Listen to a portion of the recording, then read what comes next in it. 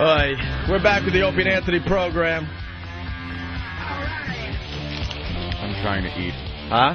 I'm trying to eat. Jimmy just fucking set me off in bullshit. Yeah, well, you annoyed me too, so I guess we're human. No, it's bullshit, bro. Say what you want to say, but I'm not some idiot. You're annoyed at me, I'm annoyed at you. It's life. Basically, he thinks we blew off Shawn Rouse last week. Because no, you. I didn't blow off Shawn Rouse. What happened? Huh? What happened? Yoshi's here and the dude from Slap Happy, and Jimmy's like a little up to, are we going to get him on the air? I'm like, yeah, eventually we'll get him on the air. I'm not like, whoa, let's stop the show and get these guys in immediately. And he's like, well, you know, you have a tendency to make people wait outside, and then they eventually come in, and then, you know, blah, blah, blah. Tough shit. Is that the way I did it? Did I just whine at you like that? Yeah, you did whine at me. Yeah, and then you're like, Shawn Rouse came all the way up here to do the show, and you don't even thank him at the end of the show. Yeah, you don't. Like, I had a personal problem with Shawn Rouse? I didn't say you had a personal problem. I just thought it was something that Shawn Rouse opened up for you in Atlantic City. You asked, you know, you want Shawn on the show Monday? I'm like, yeah. I didn't know he was driving. You said, hell yeah. Yeah, because I like the guy. I think the guy's a really funny comic. I met him when we were on hiatus in Dallas. He's a really funny guy. We've never done the show with him. So I said, yeah, sure. I didn't, first of all, know that he was driving 2.5 hours north just to do the radio show. Second of all, we booked him last second. We had a lot happening that day. So then you're like, well, you didn't have to go to the Joey Paisano phone call. Well, first of all, that's a judgment call. I don't talk like that. That's a judgment call. I went to the Joey Paisano call, and it was good radio. It was about gambling and addiction. You thought it stunk. Well, no, I didn't say it stunk. If I thought it stunk, I would tell you I thought it stunk. I didn't say it stunk. What'd you say? What'd you say? It could have waited till the next day because it wasn't something that because he was only here for one day. I didn't say it stunk. If I thought it stunk, I'd tell you that. Then you sit here and try to make this happen. See, that's not a valid argument. If I disagree with something, then don't ask people to voice their opinion. Dude, I have to make judgment calls every fucking day. These guys, everyone produces stuff for us and throws it in front of Anthony and I. And then Anthony and I pick away and go, well, we'll try this, we'll try that. Right. Well, this guest is here, we'll try that. All right? And that's how this show works, always. I understand. But you think there's some kind of underlying thing that we're purposely making people wait outside the studio. No, I don't. Shawn Rouse came in. I never we thought, talked to him for 10 minutes. You think I think that because I don't think that. Yeah, don't you say did. I would say it. I would say it. If I thought there was an underlying thing, I would say it. You don't think guys have come to me, you know, after the show and said, you know, Jimmy's all pissed off because Shawn Rouse waited outside, Bill Burr waited outside, Patrice waited outside. I wasn't here when Patrice waited outside. How are you saying that? I wasn't here. You're making this up as you go along. I wasn't here, Ope. All right, it was Bill Burr then. Bill Burr, you complained. When did he wait outside? I don't remember Bill Burr waiting outside. Then I'm getting wrong information. They said that you were pissed off that you brought Bill Burr in and he had to wait outside because he's a big comic. When? What I was pissed off about was Shawn. Had nothing to do with him waiting outside. Had nothing to do with you going to the Dane Cook Bob Kelly phone call, which made perfect sense. Yeah, but we pulled that out of our ass. We didn't know that was going to be good radio. It was just the guy. I never know, dude. I understand the process. I understand it. And I'm sitting here with you. I know it. And unfortunately, I'm kind of like the point guard. I have to make judgment calls, okay? We went to the Dane Cook phone call, and it worked out fine. We went to the Joey Paisano phone call. It worked out fine. And that I didn't feel like it could wait because it happened while we were in Atlantic City. We were doing a whole Atlantic City thing. Shawn Rouse came in. I talked to him. It was mediocre, average radio at best. He didn't stink, but he wasn't giving us much of anything. So I moved on with the program, and then if he could, you know, find a spot, he should jump in. That's how the show works. Comfortable jumping in because I can't sit around and wait for someone to be comfortable. Well, then don't tell somebody 2 years ago that you're dying to get him on the air, and don't tell them, yeah, I'd love to have you on the air, and then talk to him for a couple of minutes. Dude, it's not like I just dragged the guy in off the street and go, hey, talk to these guys. They have a radio show. You're the one that mentioned him coming on. You're the one that invited him. But just because someone is invited on the show doesn't mean it's going to be a guarantee that he's going to get a lot of airtime. But he wasn't doing a bad job. It was okay, Jim. There was nothing going on. I set him up with a couple things, and he was like, yeah, he was slow. As far as the rhythm of a radio show, he was just trying to figure it all out. So we sat him over there, and we moved on with the show with other things. And you don't even thank the guy at the end. That was a total blow-off. So what does that mean? I was blowing someone off? It was rude. Don't fucking say blow off. That's what it is. Well, you're misquoting me. That's bullshit. You're saying I complained about Billy Burr and Patrice. I wasn't even here when Patrice first came in. I don't blow off people that I like. Shawn Rouse, I like. I didn't purposely blow him off. You can call it whatever you want. That means at the end of the show, I probably ran out of time and forgot to thank him. There was a lot of shit going on that day. Okay, so we talked to him for a couple minutes, didn't talk to him for the rest of the show, and then didn't thank him at the end. Nothing. Just like, you even said at one point, hey, we're hanging with Chris Jericho.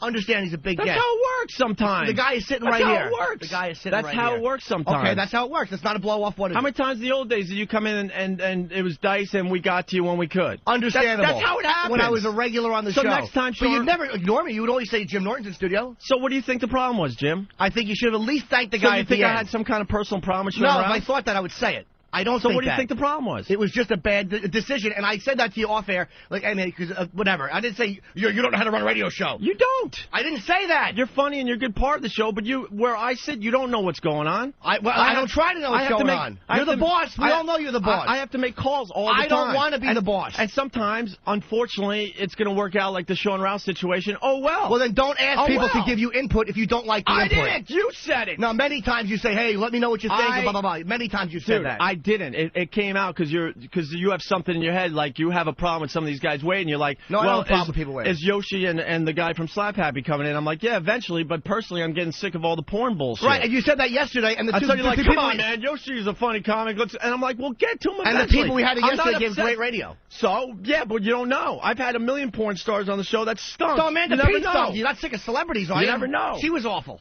Yeah, I didn't want Amanda Pete on the show. I could care less about Amanda Pete. That was set up by the booker. Oh. That's why we went after her and talked about her stupid, awful tits. I don't care about Amanda Pete. The fucking movie came out, the reviews are in, and the movie stinks. Well, who cares? Whatever. But you don't know. You don't know what you plunk down the phone, you get a guest in here, and you hope for the best. I know all that, but if somebody says something like, hey, man, I would rather do this or I didn't like this, you can't go, hey, look, you don't sit where I sit. That's a cop-out. It's like, not don't a cop-out. It is a cop-out because if you thought Shawn Rouse wasn't really fitting in and stuff, you're part of the show. You could have tried to, get him more involved. I didn't feel like he wasn't fitting in because you run the show. I know that. I'm not stupid. It doesn't mean I can't say something I didn't like. Dude, but if it's not going in a direction and you think you can help out, then you jump in. Then that's your job to jump in. So, it's my job to jump in. But hold on, but off air if I say something, and it wasn't like a nasty fuck you remark. Off air if I say something, hey, don't do that, you're going to piss me off. It's like you can't have it both ways. Don't tell me you can jump in or you can do this and then not say anything off the air because I don't come in as early as you do and I don't know where you sit. You can't have it both ways. You could jump in at any time. The Shawn Rouse thing was average radio at best. Anthony and I can't sit here and wait for radio gold from Shawn Rouse. No, I know. I'm talking about... You know how many people out there were killed for 10 minutes on this radio show? He got 10 minutes. It was okay. Next time he's in New York, we'll throw him on again if he's not too pissed, Jimmy. And we'll see what happens next. He didn't say anything. And then we'll see what happens next. I just watched the guy come in and not get 10 fucking minutes on the show is a long fucking time. You're right. All right? You did him a great favor. So what am I supposed to do? Thanks for coming in, Shawn. It was nice to have you. Should we do a Barbara Walters fucking interview with him for a half hour? Common courtesy, a guy you've invited on 2 years ago, to go, hey, man, thanks a lot for coming in. How about that? I said thanks off air. No, you didn't. Off air, I said goodbye to the guy. All right. Okay, off air, you said goodbye to him. So I have a problem with Shawn Rouse. I never said you had a problem with Shawn Rouse. Stop misquoting me. Stop misquoting me. Then what's the big deal that he didn't get a proper goodbye on the air? You're insane. I'm not insane. What's the big deal? You're the one you were raving about what a great comic you think he is, how you wanted him to come on. What is rude about forgetting to say goodbye to a guy when there's nothing. Dude, when there's so much shit going on. What was going on? Chris Jericho is here. I think we had something that we had to do after the show, Make sure the show ends on time and in a nice fashion. That's a lot of shit going on? Dude, I don't know, dickhead, because I don't know what was going on that day, fuckface. Oh, don't get all angry and yell. You can't say you want me to voice my opinion and then get so pissed off when I voice my opinion. You're insane. I'm not insane. You are insane. No, I'm not. You're insane at times. No, I'm not. So Shawn Rouse didn't get the proper goodbye. Oh, well, it happens. Okay. It happens. Okay. Okay. You can sit here and try to figure it out. See? You can. Because you have all these opinions how it's supposed to work. All these opinions? I fucking never say things I don't like on the show. Get Yoshi I never have problems with things that are going on the show. We'll get Yoshi in eventually, no problem. We'll fit him into the show. If you would have said that, I never would have even thought about it. You didn't say that, though. What did I say? I don't know, man. I don't know. The porn shit. It was a big thing. You didn't go, yeah, man, we'll get to him in a little while. Okay. That's bullshit. I said we'll get to him eventually. It's bullshit? It's not bullshit. You didn't say it like, if you would have said it like that, I didn't say that we're not getting these guys in. I'm like, yeah, we'll get to them. But I'm not obsessed with porn like you and Steve. Like, oh, God, more porn people. You guys get all excited, can't wait to get your pictures and stuff. Who cares? Who cares? We're trying to do a fucking radio show. I know what we're trying to do. I'm sitting here across from you. I understand that. I understand you're trying to do a radio show. I know that. Jim, you're fucking pissing me off. It's well, bullshit. You're pissing me off, too. When you say, that I blew someone off, that is bullshit. Okay. That is simple bullshit. You I didn't purposely, I didn't say you purposely try to blow someone off that I like. There are guys I hate, and I'll go right after them. But Shawn Rouse, I didn't purposely blow him off. Didn't say you purposely I didn't blow him off. Okay, you right? phrase it any way you want. If I forgot to say goodbye on the air, who cares? Okay, no one cares. In the end, who the fuck cares? So he traveled 2.5 hours north and then took the train. My point is we shouldn't have had him if that was the way it was going to go. You shouldn't have had him in. Dude, it's going to happen again to somebody. Then you book It's just them. how don't the radio ask me to show get goes. comics. That's I don't want to get comics. Then don't get comics, I don't Jimmy. want to. You have access to the same people I have access to. Then don't get comics. Why? Because you're personally hurt that someone has to wait out there because we're doing other radio? No, but it would annoy me if I didn't say wait out there. That's not what I said. You keep misquoting me. I did not. You're like... Yes, you did. You said I got pissed off when Patrice had to wait, and I wasn't even here for that. All right, then I apologize for that. But you did say something about Bill Burr waiting, too. But that was another day. That was a lot going on. I do not remember that. I don't remember. That was a lot. There was a lot going on that day. When have I been mad about somebody waiting because there was a lot going on? Huh? When? When have I ever said, fucking stop what we're doing and bring so-and-so in? When? Dude, you said Bill Burr had to wait. You said Shawn Rouse had to wait. I didn't. You said Bill Burr. I didn't say Bill Burr. Bring Ben in here. Get Ben. I didn't say Bill Burr. Bring I Ben don't in remember here. the Bill Burr thing. What? I don't remember the Bill Burr thing. Holy shit. What? I'm sure Ben just went, holy shit. Now Ben's involved. Yeah, I'm still here, people. Is he obsessed with people waiting outside? You were upset the first time. Thank you. You said this was a long time ago, but thank you. But I'm not getting them. Obsessed? That's obsessed. When did Bill? I don't remember Bill. It was a long time ago. You were said we got to get him in faster. You said it was a long time said we ago. have to get some of these guests in faster. Well, that's great. But if we have something going on, we're not going to stop the fucking radio show to get a guy in who could easily wait a little longer out there because it's very valuable airtime. That's a fair point. It's a privilege. That's a fair point. But what was going on? I don't remember the Bill Burr If thing. I'm some kind of... Huh? Bill, I don't remember the Bill Burr. I don't remember what was happening that day. But so Bill why mention it? Why not just stick to what we were talking about? Because it's part of the whole fucking thing. You get uptight because some of these guys have to wait to get on the show. How do you know that I wasn't right about the Bill Burr thing if neither one of us remembered what was going on? If I'm sitting outside the Opie Anthony show, I'll wait 4 hours to fucking get 5 minutes of airtime. Tough shit. How do you know that I'm wrong about the Bill Burr thing if neither you or I can remember what was going on that day? You are wrong about the Bill Burr thing is because I know he's a funny guy and we want to work him into the show, but obviously something else was going on. Okay, so you're saying I'm wrong Anthony on and I thought was much more important, so we made him sit out there a little longer. So there's no way, because neither one of us can remember it, so automatically I have to be wrong about it because you were obsessed that he was waiting outside. I'm obsessed. I didn't even remember it until he said I'm obsessed. Well, I didn't even remember it. Ben remembered. Ben remembers a lot of things. Ben remembers that we're getting, Dennis Leary and Lenny Clark in studio in Boston. Doesn't matter. You don't know how a show works, and then you have these stupid opinions. It's simple I'm sorry. as that. I had an opinion. So what? You're right. I don't know how a show works. That's why I roll in when I roll in. I don't pretend to know how a show works. Just don't bring any comedians in anymore. No remarks. Believe me, I'll just do my job. No remarks. No remarks off the air. You're right. You're right. But you're right. You're sounding insane that I didn't like say goodbye to Shawn Rouse on the air. Holy shit, are you kidding me? It was rude. I don't even remember my name at the end of the show sometimes. There's so much going on. Relax. You still should have said goodbye to the guy. Why? What does that prove to the listener? That's a listener, just the guy that comes in. He travels 2.5 hours north. I said you've been thank you inviting him after for the 2 show. years. You've been inviting 2 years. The show ends and we take our photos with Chris Jericho and we walk around the studio. We thank some of the guys for bringing whatever they brought to the table. I said goodbye to Shawn Rouse. Okay, good. Good. I said goodbye to Shawn. Okay, good. So I didn't do it on the air. That's the big deal? No, and you know that's not what I'm saying. Yes, you know that. No, that's not what I'm saying. Then what is it? Because you just blew him off. You didn't address him at all. Hey, we're hanging with Chris Jericho. Don't say I blew him off. Okay, it's the words that bother you. Stop with the semantics. Whatever you did, he just sat there. So, it happens. It happens every day on this show. It's happened a million times on the show over the years. And have I ever complained about it? Have I ever said to you, no, yes or no? No. Dude, it started because of Yoshi and Brandon outside, and I'm like, oh, and I'm like, yeah, we'll get to him. You're like, well, I don't want him waiting out too long. That's not the way it happened. You didn't just say. Why'd you even invite him in? I'm like, we'll get to him eventually. You didn't say we'll get to him, and I panicked. That's not the way it happened. That's dishonest. It's not the way it happened, dude. It's not the way it happened. Whatever, Jimmy. Okay. Whatever. It's not the way it happened. Whatever. You got to calm down. I'm very calm. You got to calm down. You really do. Hey, look, you're the boss, brother. Everybody knows you're the boss. I'm not challenging that. No, that's not what I'm getting at. Of course that's what you're getting at. No, of course it's not what I'm getting at, Jimmy. Of course it's not. You know, we all have a say in the show, and if you thought something was going on with Shawn Rouse, you could jump in and try to make it happen. It wasn't happening. Do you understand it wasn't happening? So I can jump in and... The guy's funny. So I can jump in and try to make it happen, but I can't mention it to you off air because you're going to freak out and go, you sit here and do what I do. So, again, you want it both ways. I can jump in and make it happen because I'm part of the show, but I can't mention it to you off the air. And I didn't call you up screaming. It's been a thing going on. That's why this happened on the air, that you're obsessed with people waiting outside Why the do you keep saying obsessed? You don't want to say blown off. Why are you saying obsessed? You said about these guys today. You said about Bill. I reacted about to what you said. I don't remember Shawn Rouse. You brought the Shawn Rouse. I thought the Shawn Rouse thing was fine, but when I mentioned Brandon and Yoshi coming in, and I'm like, I'm sick of the porn thing, but we'll make it work.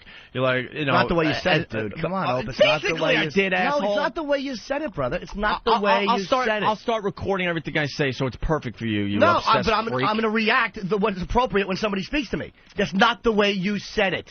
What did I say about Brandon and Yoshi? You're like, I guess we'll get him in. I don't know. I'm just sick of the porn thing. Then why do we invite him, man? Why do we invite him? Yeah, exactly. If you don't want people in, why invite them? It's a very valid question. Because the show's not all about me. I understand there's a value to these guys, but it doesn't mean I'm going to, bring the good radio when these guys come in. All right? I hated those girls coming in yesterday. But they were great. It turned out it was great. You're right.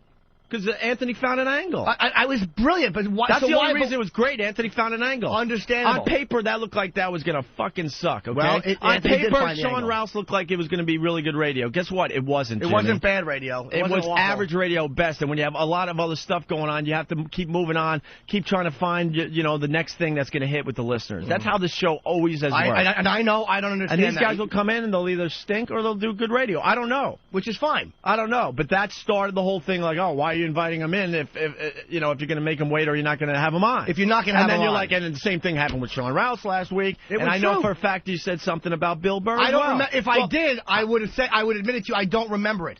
But you don't remember it either. Neither one of us remembers why he had to wait. I'm being honest. I don't remember that. He had to wait because the show was happening. That's the only reason. How do you know that's what it was? I don't. Maybe you're right. That's because I know. That's how it works. Okay, so you win that point of the argument because you know. I'm not going to sit here and go, oh, well, the show really sucks today, but, I'm on a power trip, so I'm going to just let Never said you were on a power trip. Shut up, no, I'm not going to shut up. I'm exaggerating. Oh, well, all right, well, then don't make it look like you're quoting me. And I'm going to, stare out the window and just look at Bill Burr when maybe we could use him and to make better radio. Mm-hmm. Obviously, something was happening because I know how I approach the show every day. Okay, so there are guys out there. I see them waiting. I'm like, wow, I would love to get them in, but I know what we're doing at that given moment is really good. So instead of stopping the whole fucking thing to get something else going, you got to ride these things out. That's how it works. That's how it always has worked. Right. So if Bill Burr was sitting out there, that just meant that something else was going on that was really hitting that day. But neither one of us remembers it. So you'll win that part of the argument on point. And all of a sudden, I'm obsessed because I mentioned Bill Burr had to wait. I don't remember mentioning that. Yeah, because this is unfortunately the part of the show that I have to worry about every day. Mm-hmm. There was no other reason why he was sitting out there, but that there was probably something really good happening in the studio. Simple as that. That's the only reason. And I understood when Shawn came in. That's the only reason. When Shawn came in and you went to the Dane Cook Hall, the Bob Kid, I definitely understood that.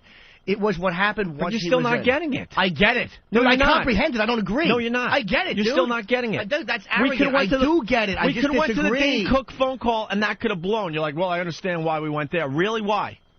Because that could have sucked. No. You want to ask me a question? Let me answer it. Bob's a regular on the show. I understood why you're going to it. The guy got hurt. Dane's calling in. Dane's the guy we wanted to get on the show. You've been saying you wanted Dane on the show. Then we got Dane on the show. I definitely understood why you went to it. But just because we wanted both those guys on, that could have sucked. It could have, but I understood why you went with it. You're making my point. I understood why you went with that. and Dice, there were times they gave us shitty radio. Just because Dice is coming in doesn't mean we're going to have great radio. Understandable. No one is saying that. So for you to say, I understood why you went to the Bob Kelly call, really? Yeah. What if we went there and it sucked? I still would have understood why you went there. All right, and you don't understand why you went to the Joey Paisano call? Not saying I didn't understand. I'm saying once Shawn was in studio and talking, and you want to make that decision, that's your call. Okay, fine. But then to not address him at all for the rest of the show. My God, we should find the Shawn Rouse audio. Through going to break. We should find the audio. You're asking me, and I'm explaining to my point of view. From going to break and saying, hey, we're hanging with Chris Jericho, not even mentioning the guy, and at the end of the show, not even thanking him for coming in. That's what I was talking about. Tough shit. Okay, that's your answer. Tough shit. I say what I say, you say tough shit. Did I thank him after the show? I don't know what you did. That's all that matters. You say you did. That's all that matters. I'll believe you. Because we developed these relationships for the radio show. Okay. If I forgot to thank the guy at the end of the show, tough shit. Okay, it happens. Okay, I say what I say, you say tough shit. It happens. Okay. I know what happens. I was here when it happened. I remember what was going on that day. Chris Jericho, the whole reason, the one thing he asked, he goes, dudes, I love doing radio with you guys, but if you could, play my song or a part of my song, that's all I want. And I knew we were running out of time. We were supposed to play the whole song. All of a sudden there was, less than 2 minutes left, and I'm like, holy crap, we got to get to the song because we promised. I know. Because I tried it. When we promise someone something, I try to oblige. So all of a sudden, I'm like, all right, hit the song. We got to get out of here. Chris Jericho, thanks for coming by. Here's Enemy. It was just a really rush job end of a radio show. I remember it, and I understand why you had to play it. Fucking reason why Shawn didn't get a thank you. How come he didn't get, it's just a thing we do. When I've been in this show long enough, when you're talking about who's in studio, you're like, all right, man, we're hanging here with Chris Jericho. Blah, blah. It's just the way you say things. But when you're saying, we're hanging here with Chris Jericho, and the guy's just sitting there, and you don't even acknowledge him. And I'm not talking about at the end of the show, and then at the end of the show. Give some people a little more respect than others, too. Chris Jericho is Shawn's known all over the world. So what? And he came in. But I know you guys like Jericho, and he's a good guest. And eventually, maybe we would have got back to Shawn or not. In that case, we didn't get back to Shawn Rouse. I'm not even talking about getting back to him. I'm not even talking about getting back to him. Oh, my God. But don't say, hey, you can jump in because you're a part of the show, and then the other thing, get really pissed off if I say something off air. You can't have it both ways. No, it's bullshit, Jimmy. I think it's a cop-out when you're like, you have all these opinions off air, but... What, all these opinions? What do you mean, all these opinions? You got these... I want to know what you mean, all these opinions. I want to know what you got this microphone in front of you. If you thought you could help the Shawn Rouse situation, then start fucking talking. What do you mean, all these opinions? Then fucking talk. I want to know what you mean. No, that's it. I'd like to know what you mean. That's a fair question. All these opinions, what? All the opinions. I love the way the show is going. Dude, what are you talking about? I don't feel like getting into all the other bullshit with thinking everyone down in Washington is trying to, sidetrack the show. The marketing is not there. Are you telling me that's me? Oh my God! I turned the corner. Wow. I turned the corner. I think they're now doing a really good job in Washington. You still think? Gary Hahn is purposely fucking? Dude, did you just say that? Let's not change subjects. Stick to the basic gist of what you guys were discussing. You're saying that I'm the one who thinks that things aren't getting done? You're convinced Hugh Pinero hates the show, right? I'm not convinced that Hugh I know for a fact that he likes the show, okay? I know for a fact. Show. Are you really on the air trying to throw me under the bus with Hugh Pinero? Well, now if you want to fuck around, Jimmy, let's fuck. I'll fuck around. Let's fuck around. Go ahead.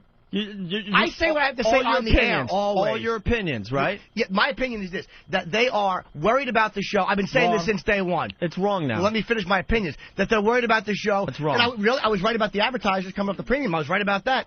Wasn't I? And one of the reasons that they wanted us that the advertiser would start coming once we came off the premium. That was the reason they wanted to get us off the premium. I knew that. I knew the fact that that was one of the reasons they were going to take us off the premium is because advertisers were coming saying we will not go while they're on premium, but we'll go once they're off premium because the show is succeeding. I was right about that. That was part of it. And I was right about I was right about the whole marketing thing, which hasn't happened. I was right about it, and you thought the same thing. But now you're acting like I'm paranoid. I'm thinking that. How can you? That's disingenuous, man. Nah, forget it. Come on, dude. How could you say that? How could you say that? I'm paranoid and I have issues. How could you say that just to win an argument? Oh, my God. You want to talk to some of the guys who aren't paranoid and have issues? You want to talk to Eric Logan? You want to talk? They're like, Jimmy's out of his fucking mind. Really? So I was wrong about when that letter went out. When that letter went out and you guys weren't mentioned in the rate hike, I was wrong to say that was hiding the show? Dude, you bought that spin? Come on, dude. The explanation I got, yeah, I believed it. I believed it. Then you and I are different people. I definitely believed it. Then you believed it. I definitely believed it. You believed that they just didn't want us associated with the rate hike. I definitely believe that. Because when you have a big show on the air, you don't want people to make it look like, hey, you're getting something good for nothing. I definitely believe it. Do I agree with that decision? No, but I definitely believe it. Okay. I definitely believe that was their logic in that. Yes, without a doubt. Okay. I think it was the wrong decision. I thought we should have been involved with that letter, but I believe their their logic. Right. No, you're right. You turned the corner, and I'm paranoid. You're right. You're absolutely right. I believe. I'm the one who's thinking that nothing's getting done, and you've turned the corner. Okay. I think things are getting done. I agree, actually, in some areas. I was the number one, guy bitching on the show, but now I've turned the corner. So really, why didn't you tell me this? I think Washington's now doing a good job for the show. Definitely. Okay. Well, why didn't you say this when I was complaining about the read that you guys got? I saw what that was. You saw the same thing. You agreed with it. You didn't tell me you didn't agree with it? We weren't going to do that. We were not going to do that, you ass. No. I'm saying you didn't tell me you didn't agree with it. The channel blocking? People. Come on now. No. The motives. The issue. The motives behind the reading. I'm saying the motives behind the reading. When they sent you that. When they sent you that paper. When I went crazy for the TV spot. Yeah. When I went crazy because of the script they gave you, because I knew the motives behind it were to mention channel blocking. You didn't disagree with me on that. What are you talking about? We weren't going to read the thing I'm not about saying channel you were blocking. No. You're missing. Oh, you thought that... I know why that was in there. No. See, that's your paranoia again. I totally disagree. I said that on the air. Why didn't you call me out on the air? I totally did. Because then I make some phone calls down to Washington, and I see where their head's at. You left right after the show. Eric Logan talked to Anthony and I for a while about it, and I believed their explanation. I believed it. They were trying to be funny with it, and it didn't work. And that was the email that Gary Hahn sent to me that I sent to you, basically saying, look, this was our attempt at humor, and it failed miserably. That was the only reason they did the whole channel blocking thing. I believe their explanation, yes. Call me crazy. I totally believe it. Okay, good for you. I totally believe it. Absolutely. Actually, you might be right. But I totally believe it now. The fact that you would actually at the point you made a good the other day you made a good point, but then I'm like, all right, well I got to call Washington and see what this is all about. Just the fact and the explanation they gave me, I believe it. The fact that you would make it look paranoid that I've been pissed off at the way certain things go is mind-boggling to me. It's mind-boggling to me. Well, you got to calm down a little bit. There's some paranoia. You were still bitching about the advertising for the show while we're in the papers that day. Yes, I was. We're on the back page of the New York Post on the sports section, a really nice ad, and that day you were still bitching about the marketing. And I acknowledged the fact that was good. You said you like about that stuff, and I'm like, yeah, you're right, that is good. That was good. I was talking about the TV commercial and the dialogue in the TV commercial, and you know that's what I was talking about. I was talking about the dialogue they gave you, that little thing about, maybe they were going for a humor thing. If that had been one or two of the lines, I would have definitely understood that. But the fact that every single line mentioned channel block. You're the one that was saying no one's running this channel. We didn't get this stuff sent to us. I totally agree with that, too. But we're taking care of that situation, too. How can you say that I'm the one who's thinking that we're not thinking getting done? They went with this angle of channel blocking. So then they had 6 or 7 different versions because they thought that might make for a good spot. That's all that was about. And had they had one idea. They had one idea. Like, you know what? These guys talk about channel blocking in a sarcastic, dry way. This could make a good TV spot. They were absolutely wrong. But I would have agreed with you. That was the only motive. That was the only motive they had doing that. And I truly believe that now. Well, then you know what? Because I talked to everybody down there. Okay, then this is unless they're all if you're right, fucking with me. If you're right, then this is the case then of a guy who's been caught cheating on his wife 8 times. And one time he comes back with glitter on his collar, and it's legitimately there because he hugged a relative, and she thinks he was cheating again. He goes, no, I wasn't cheating. It's the same type of a vibe. So you can't call the wife paranoid for thinking the husband cheated. Jimmy, I'm involved with these guys in Washington a lot. I encourage you to talk to Eric Logan because you do. I do talk to Logan. I like him. You don't talk to him a lot. I talk to the guy every day. And I'm just saying some of the things you have problems with, you should get on the phone with him and you'd be more at ease, is what I'm saying. What are you saying that I have problems with that's so crazy or paranoid? I don't think the show's been advertised properly. They were afraid of the show, dude, and I was right about that. They were taking a slow approach. I understood that. Believe it or not, I understood it from the beginning. Oh, my God. This show in October, I didn't want the whole fucking country to know about. Anthony and I were getting our chemistry back together. I was okay with no national spots. Dude, you're making it look like you're comfortable with the way things have gone, and I'm this crazy person who's screaming for more. Come on, dude. We've all screamed and yelled and had our problems here. You were yelling 2 days ago. Huh? You're yelling 2 days ago. Because I didn't know. You brought up a good point, and then I'm like, wow, you might be right about this. Okay, sure. But then after the show, I called and I got an explanation. I believe what they had to say. And you also believe the explanation of why Open Ant were not mentioned in the XM letter. Completely believe it. Just because you didn't want to be associated with the rate hike. I don't agree with it, but I completely believe their logic in that. So it wasn't that they're a little afraid of the show, and maybe even justifiably so, considering what's happening. If they're still afraid of the show, they would just keep us on premium. Don't you get it? No, because of advertising. No. Because certain sponsors want to come aboard the show and just be a part of it and have us go out and do things. No, wrong. I think that they realize the show is moving in a different direction. We don't have a lot of advertisers to begin with. No one, there's not a lot of guys jumping on board, and the rate for a commercial is so minimal. They're not going to make any money anytime soon on that. They're just not. The advertising guy said that the advertisers want to come aboard. They want to be a part of the show. Sure, that's part of it. Once we're on basic. Well, then how come you? That's part of it. It's not part of it. That's just one part of it, though. But if they were really worried about the show, they would just keep it on premium and let it grow that way. You think that they've been very comfortable with the show and they've been pushing the show properly? And I'm this crazy person who doesn't think that. I don't buy it. No. I think things have gotten better, though. I never said they didn't. I think they wanted to take a very conservative, slow approach. Did we agree with that all the way along? No. Just the fact that in the beginning, I didn't really care because in the beginning I didn't care because I didn't think we had a product that I personally was proud to show the whole country in TV spots. I'm talking about from January on. You did care, and when Howard announced he was going to Sirius, all of us thought like, all right, now you got to push this show because we got to be in a position to fight or whatever. You know, and we wanted them to push starting January. Starting January would have been nice. It didn't happen, but now we're in April, and now we got a big push happening. So it's a little slower than we wanted. Yeah, I agree with that. I agree with that.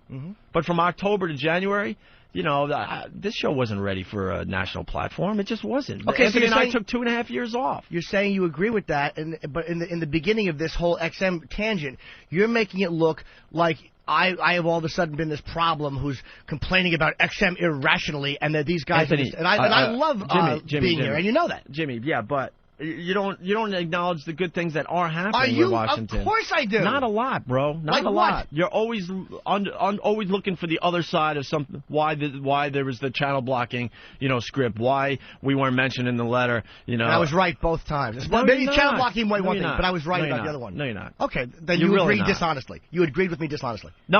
No, I'm not going to explain it again. When it came up on the show, you brought up a good point. I'm like, whoa, yeah, we got to look into this. And you're 100% right about that, 100% right. But then I wrote some emails. Anthony and I talked to Eric Logan, and I'm completely satisfied now that they were just trying to make a joke that was just dumb. Possible. Dumb. Why were there no other options? Had there been other options, I would totally believe that, but there were no other options. Because when you're making a TV spot, you're like, all of a sudden something hits you. Like, well, I think this would make a great TV spot, so let's get 6 or 8 different versions of this and then record it, and we'll pick the best one. But then Ant and I jumped in and said, no, this is just not funny. It's not working. I totally believe it. Completely now. Completely. Okay. Just like you believe that one I could swallow more than that's the why you weren't mentioned in the rate hike. Well, that's fine. You can. I believe that too. Okay, good for you. I don't think I think it's bad business. I don't agree with their decision, but I believe their intentions definitely. Okay, good. Definitely. Didn't make me happy. Oh no, you're right. Their intentions were good. I'm nuts for thinking that. Dude, paranoid. It was Opie and Anthony coming off the premium. We're raising your service $3 a month. No. How is that good? Because that's not what it was. Basically, that's what it was. No, it was. That was the 2 points in that letter. Baseball. That's the 2 points. I'll tell you, baseball. Free online streaming, and when you have a show that you're proud of, baseball was already happening. When you have a good show that you're proud of, you're saying to people, this justifies the rate hike to a certain degree. Hey guys, look what you're getting now. We're raising the price. Look what you're getting. Baseball was already happening. So they were basically announcing we're coming off the premium, and oh, by the way, we're raising everything $3. But they didn't mention you were coming off the premium in the letter. That was my problem with the letter. They just said high voltage. That's fine.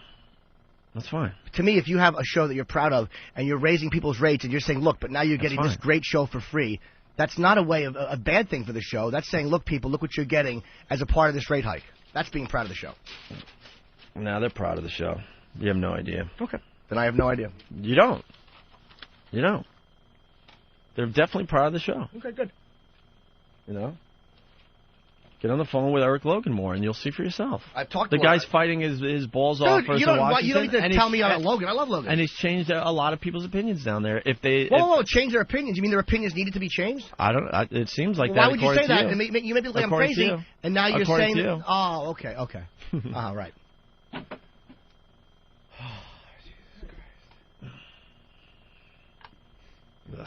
Yeah, I feel the same way.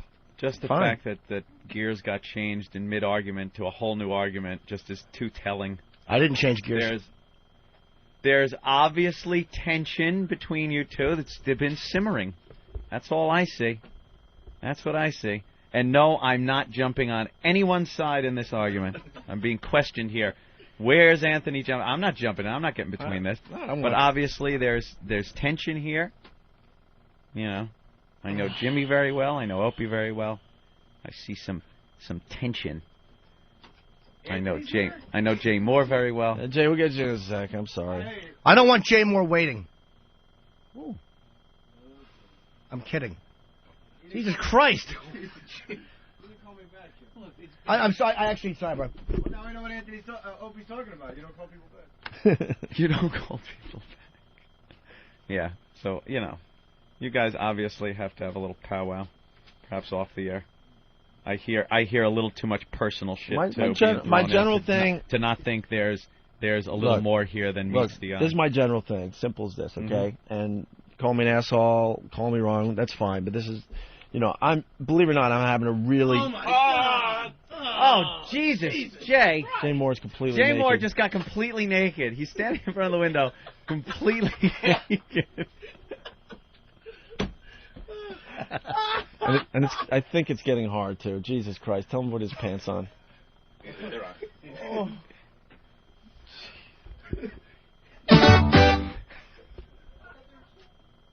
That'll change gears easily right there. Oh. Wow. Look, this. I'll summarize, and you could call me wrong, whatever. But believe it or not, I'm having a really, really good time with this radio show. A really good time. I'm having more fun in radio than I've ever had. Okay, and I just get from Jimmy at times a negative vibe. When it's always like point out the negatives. I'm just saying, dude. And if I'm wrong, you can call me out. And there's, well, I'm not gonna, whatever. And I get a negative vibe. I get the calls, and the frustration and stuff. And sometimes, this is all I'm saying, sometimes I wish you would also just point out a lot of the positive things that are happening. You do focus on the negative a lot. That is so sociopathic, I almost don't know how to respond to it. Holy crap. Of course I'm negative, and I point out the negatives. But to think, when I've agreed that this is more fun than commercial radio ever was. And I love doing the show, and I love. I'm talking being behind here. the scenes, dude. There's always this negative vibe of what this, that, and this is and coming. Funny, then dude, this is coming from me, who's a complete asshole a lot of times, and a negative person. Then you should have told me that instead of saying, "Hey, man, I really like the way in the conference calls you speak your mind, and you try to get shit done about the channel name change, and all that stuff." You're coming from two different points of view. We haven't had a conference call in 4 months, dude. We haven't had a conference call in 4 or 5 months. How about the Club Soda Kenny situation? Was I negative about that? That just got resolved 2 days ago, bro. We all agreed on that one. Whoa, how am I the producer holding up a "Let's move on" sign? Ben trying to be the producer. Jay here. Let's go to Jay. Jay. Move on. Talk about this later. Cute girl outside. It's a cute girl out there. Jay got naked. You guys obviously need to, sit down and chat off air about things. I know both of you very well. I know both of your personalities very, very well. And I just see a clash going on there. That's for sure. I know Jimmy, like Opie says, Jimmy brings up a lot of the negative stuff and a lot of, he's always talking to people in D.C. about the problems that we're having. That is, first of all, that's just inherent in Jimmy's personality, is to point that stuff out. And the way he does it, is it abrasive? Sure. Is it in your face? Yeah. That's Jimmy. That's the way he does stuff. I sit there and I have seen huge improvements over the course of the past couple of months. Things have definitely gotten better. There's still a huge problem. I refuse to pay that Club Soda Kenny bill. I refuse to pay bills that they keep sending me in the email. I'm not paying those things. Are they advertising more? Sure. See if that lasts. Your personality is what your personality is. I've been with you for 10 years doing this show. I know what it's like, and you've come leaps and bounds, over the past couple of years. But to see you and Jimmy in the same room for a set amount of time, which is the past, few months that we've been on the air, I just see, I see problems. It's the way both of you are. There's, blame me if you want, but I'm just trying to get. Not blaming no, not you, Anthony. I'm just saying, I'm just trying to get the negative vibe as much as possible out of my life. And I still get a negative vibe from Jimmy at times. And if I sent you down that road, then fine. You didn't send me down the road. I'm telling you right now on the air, I don't want to hear as much negative anymore. Then stop saying as much negative. I'm saying right now, but as we move forward, okay? I said if I set you down this road, then you didn't set me down. I'm 36, dude. You didn't set me down any road. But I don't want to hear it as much anymore. Okay. I just don't. I want to enjoy my life. Dude, I'm not talking just about the radio show. I'm talking about my whole life. I'm trying to get a lot of the negative vibe out of me. I'm trying, okay? And I just don't want to hear as much anymore like I used to. I used to really get into it. I don't want to hear it as much. That's all I'm saying. That's all I'm saying. Mm-hmm.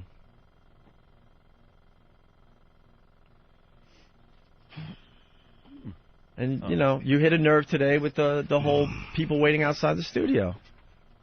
Yeah, get pissed. What now? Just, I want the negative vibe out. When as negative as you are, which I don't mind that. I don't mind I'm a negative person, but I'm trying to work on that. But the fact that it's coming in this context, in the middle of an argument, like, Jimmy, I don't want the negativity. It's like, what? What are you talking about? I love the way things are going here. Like, what are you...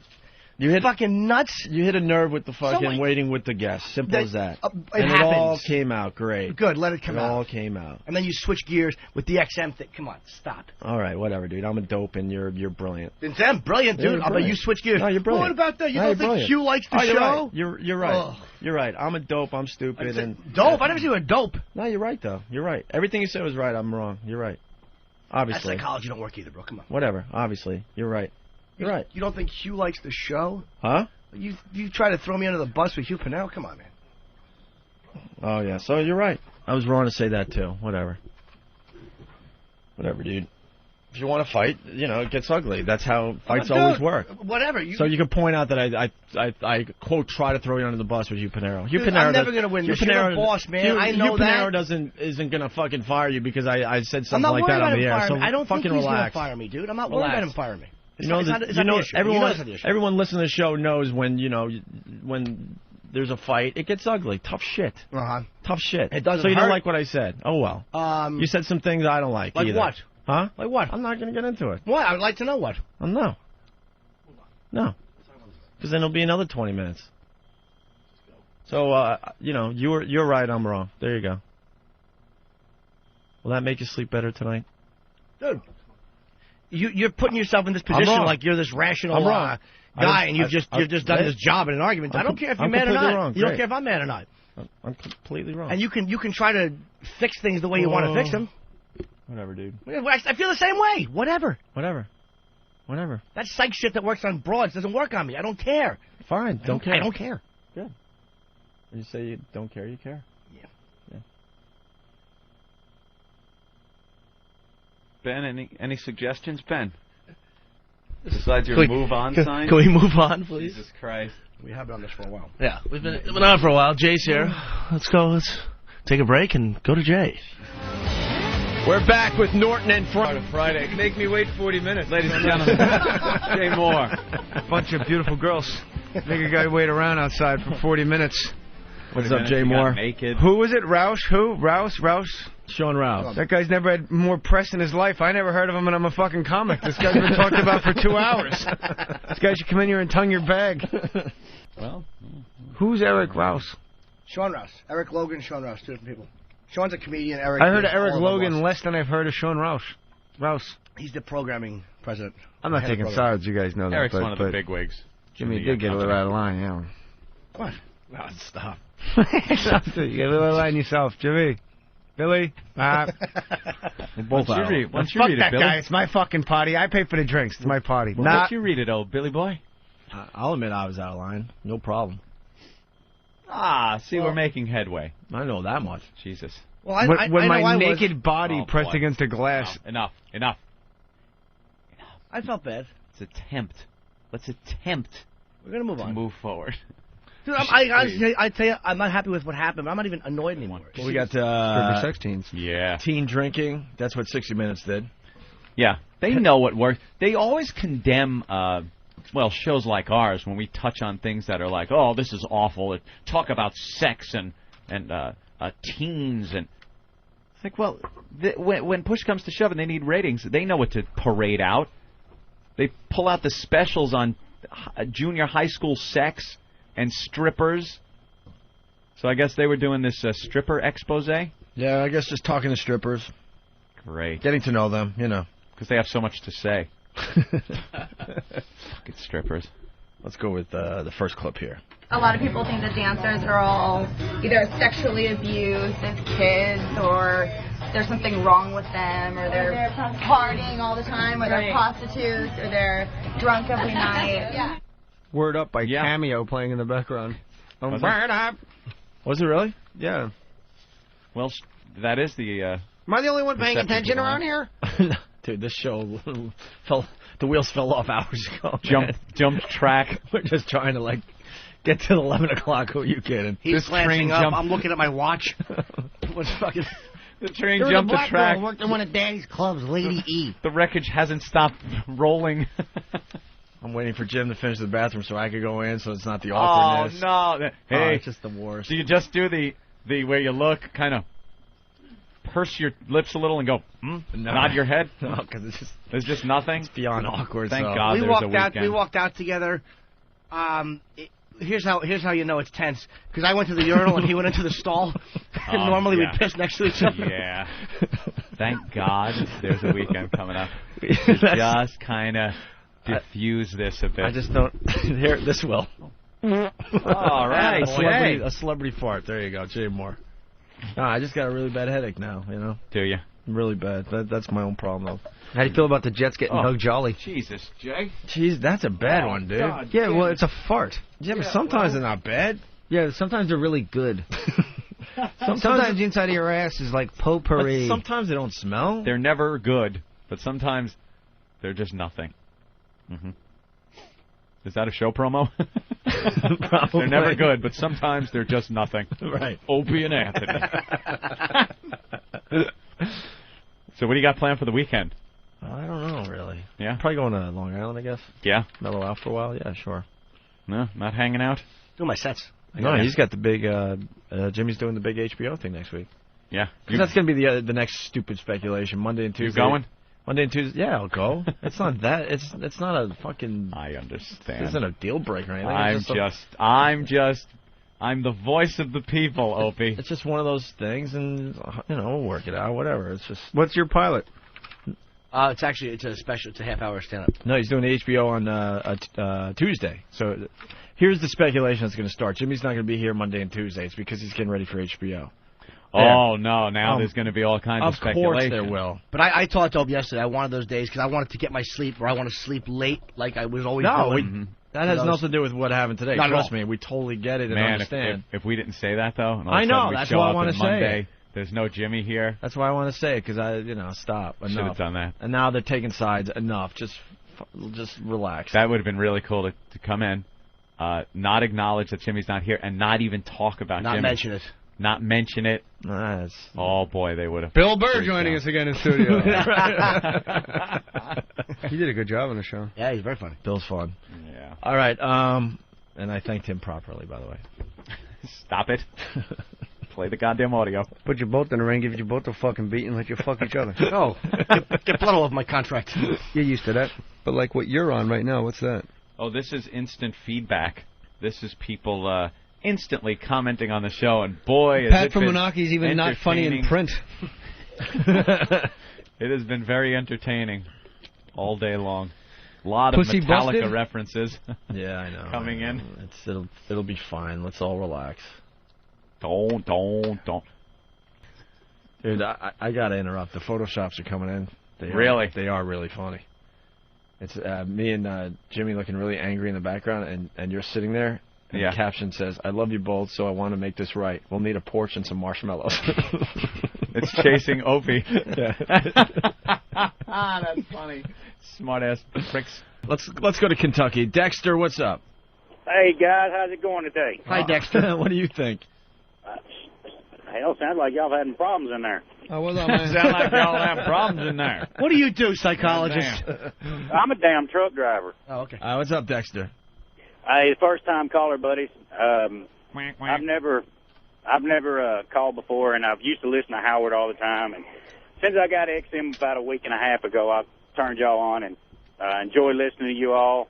And as far as that damn dragon wagon goes, why don't he go to a rest area and get ass raped by Pickle Park Pete? Old Pickle Park Pete. I remember the Pickle Park Pete. That's the gay guys that hang out at the truck stops. There you go. Maybe Fucking service the faggot. guys for a little extra money. Or you can what'd you call say, him fucking Dexter? faggot.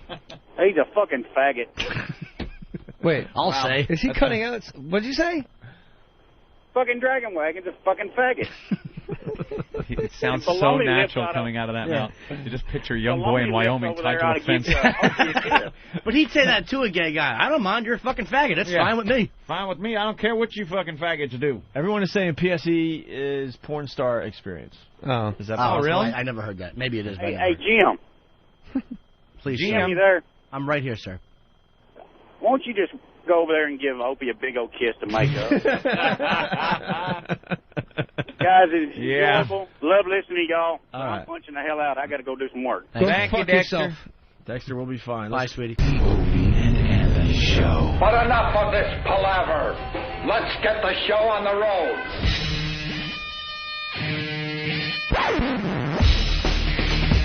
Now it's bullshit, bro. I'm very calm. You're insane. Come on, man. I'm very calm. I didn't say that. I don't blow off people that I like. Right, no, you're right. That is bullshit. Holy shit, are you kidding me? Now stop misquoting me. I don't know, dickhead, because I don't know what was going on that day, fuckface. You know that's what I was talking. We were not going to do that, you ass. I'm paranoid and I have issues. Aw, don't get all angry and yell. Whatever, Jimmy. You are insane. You're right.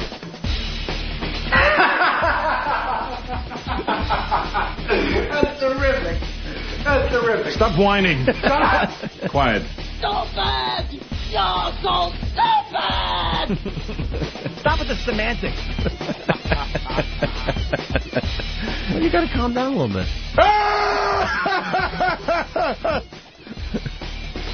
God damn it! Are you fucking with me? Now we're having fun. And welcome to the Opie and Anthony program. Hey, good morning. Good morning to everybody. Good morning, Mr. Breakfast. How's your tuna fish, Anthony? Tuna. God, where do we begin today? Oh, my What a weekend. God. What a weekend we all had, huh? Really, you think? I think. No. It was fun-filled. The message boards had a great my weekend. God. They had a lot of fun. Yeah, this was like Over, I hate to tell you guys, in the end, nothing. major Over, traffic. Nothing. I was really entertained over the weekend checking in on the message boards and looking at the just thread after thread of speculation and accusation, masturbation, just throwing things out there. Some people that had pretty good insight on the situation at hand and what was going on. Were you posting? I think I posted like twice, but it was just pretty much quick little hits. Nothing. Yeah. I didn't have any long dialogue or any long monologue that I posted to answer to any of this. It was pretty much just, guys, what a bunch of tools. What a bunch of fucking tools. I got to tell you guys something. You know, a lot of people look at me like I'm insane. Well, Read yeah. your posts on the message boards. Yeah. Read your posts. You're listening to the perfect show for you. Wow. At one point, they thought that you should lead the show. Yeah. I don't know how I got dragged in. You know, I read a couple like that. You know, Anthony really didn't support his showmates. Him just sitting there. And then another one was like, him just sitting there is proof that it was all fake. Because he would have jumped in. And I'm reading these just going, do you know when... And I would try to convey this at times earlier, maybe years ago on message boards, but I pretty much gave up.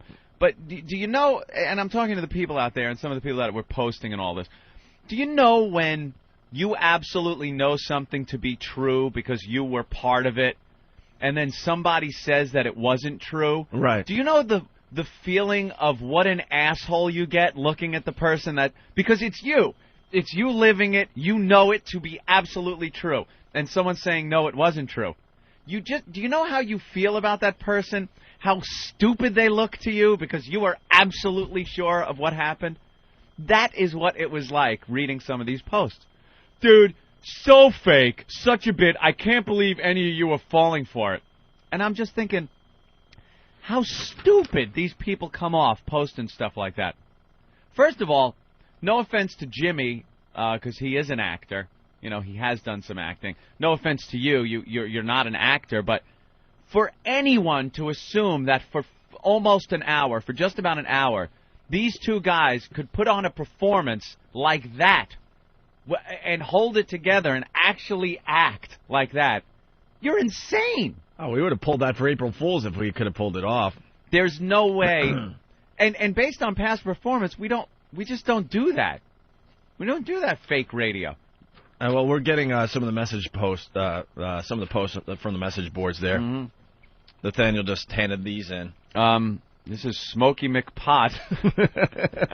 That fight was pretty funny. I'm a pretty good judge of character, so I think I know where it all stems from. Opie is annoyed that his show that he started is in the beginning is kind of being hijacked by Norton. Wrong. Try again. On the other hand, I think that Jim might kind of get bothered by Opie sometimes. I mean, he's in shape, fairly good looking, and doesn't pay for sex. So that's Jimmy's problem.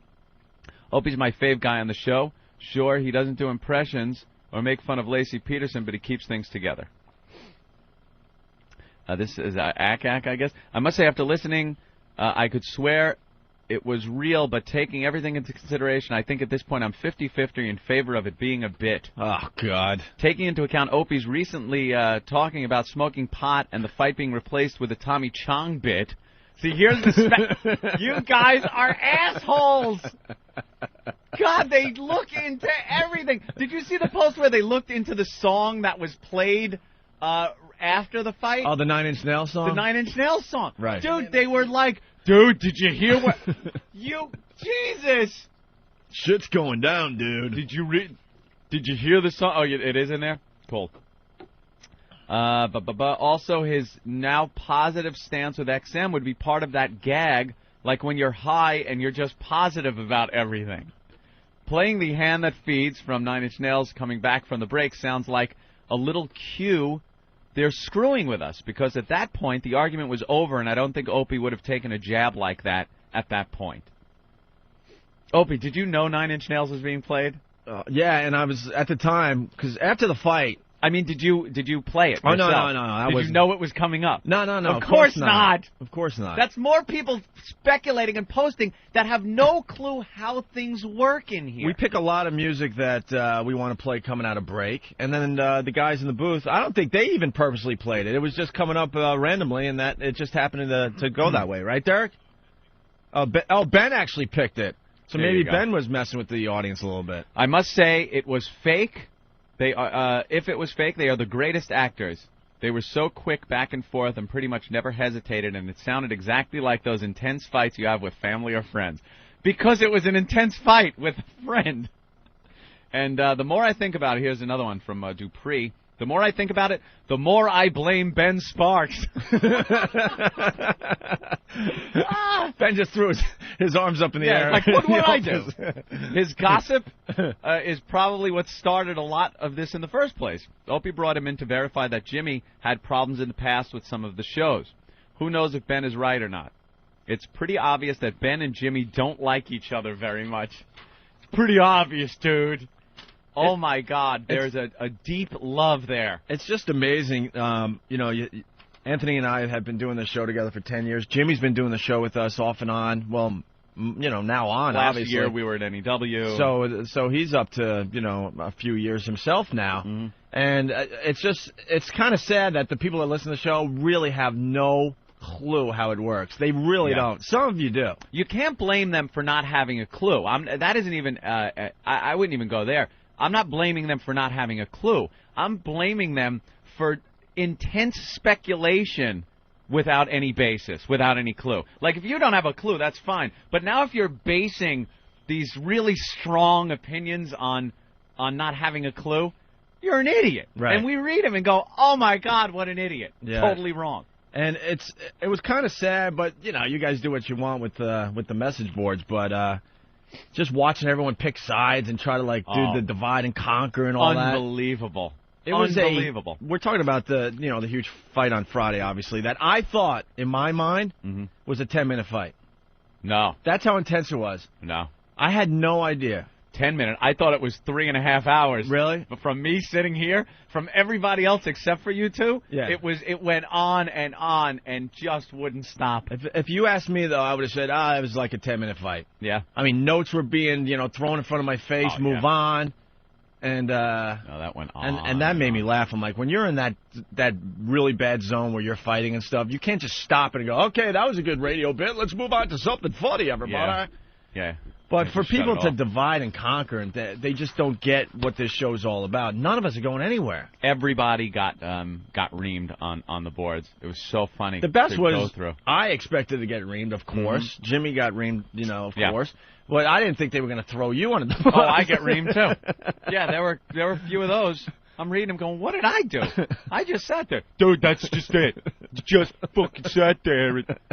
What the hell was I supposed to do? Absolutely amazing. If Anthony, it's so telling that Anthony didn't jump in. It just goes to show you that he doesn't like these two guys. What? The speculation running wild over the weekend. The message board, Whackbag at least, crashed so many times. They had, more traffic than they've ever had. It was insane. All the message boards were crashing. I took a peek here and there, posted a couple things really fast, and that was it. I had a couple of posts. Said 1%. Said 1% of the people posting in the thread had good insight on what was going on. 49.5% were complete tools, and the other 49.5%, I put some derogatory thing about their mother. That's pretty much it. That's what it gets. That's what it degenerates to. Yeah, I just wish some of the smarter people that have a little intelligence could kind of, take controls of those message boards a little bit. Never happened. It's not the nature of the beast, man. The message boards are what they are. And when you realize that, then you're fine with it. There are some people, Opie, not as familiar as working with message boards as the seasoned veterans that are on this show. Right. Well, the one thing I want to say, for the people that want me to leave the program, let me explain something to you, okay? And I'm going to say this.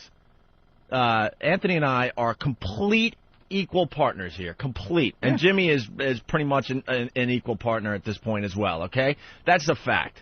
But the reality is, this whole show was my vision almost 20 years ago. Do you people understand where this show started from? Yeah.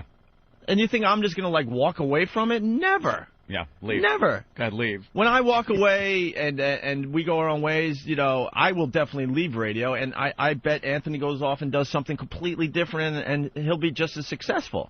But as far as this show goes, I'm not going anywhere. This was my vision 20 years ago. Where's he going? It started with just me and a bunch of stupid records getting goofy in between songs, and then developing from there. But the vision started back in 1985, something like that. Yeah. And then Anthony jumped on in 94.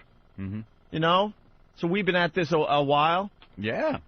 And Jimmy's not going anywhere because Ant and I, we're very calculated. We talked many times ago, it would be cool to have a third person in here. Mm-hmm. So Jimmy's not going anywhere. No one's leaving. No one's leaving.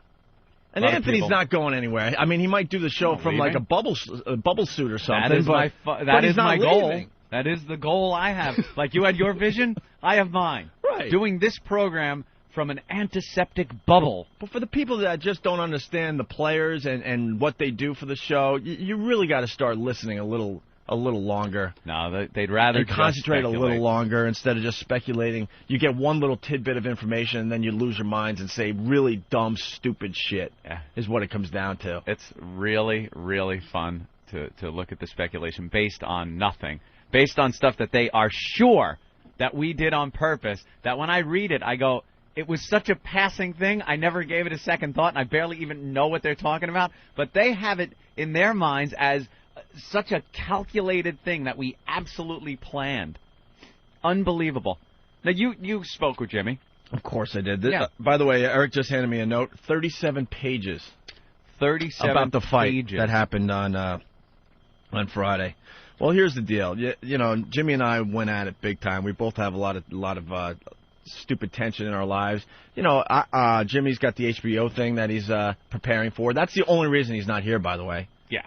And I don't want to say too much until he gets here on Wednesday, But I want everyone to get back on the same fucking page because it's a very exciting night tomorrow night. We're all going down to see Jim Norton tape his HBO special. Very exciting indeed. So, as far as the fight and as far as, picking sides, I like Jimmy better. I like Opie better. I like Anthony the best. Anthony is the true glue of the show. Jesus Christ. Calm the fuck Shut down. up.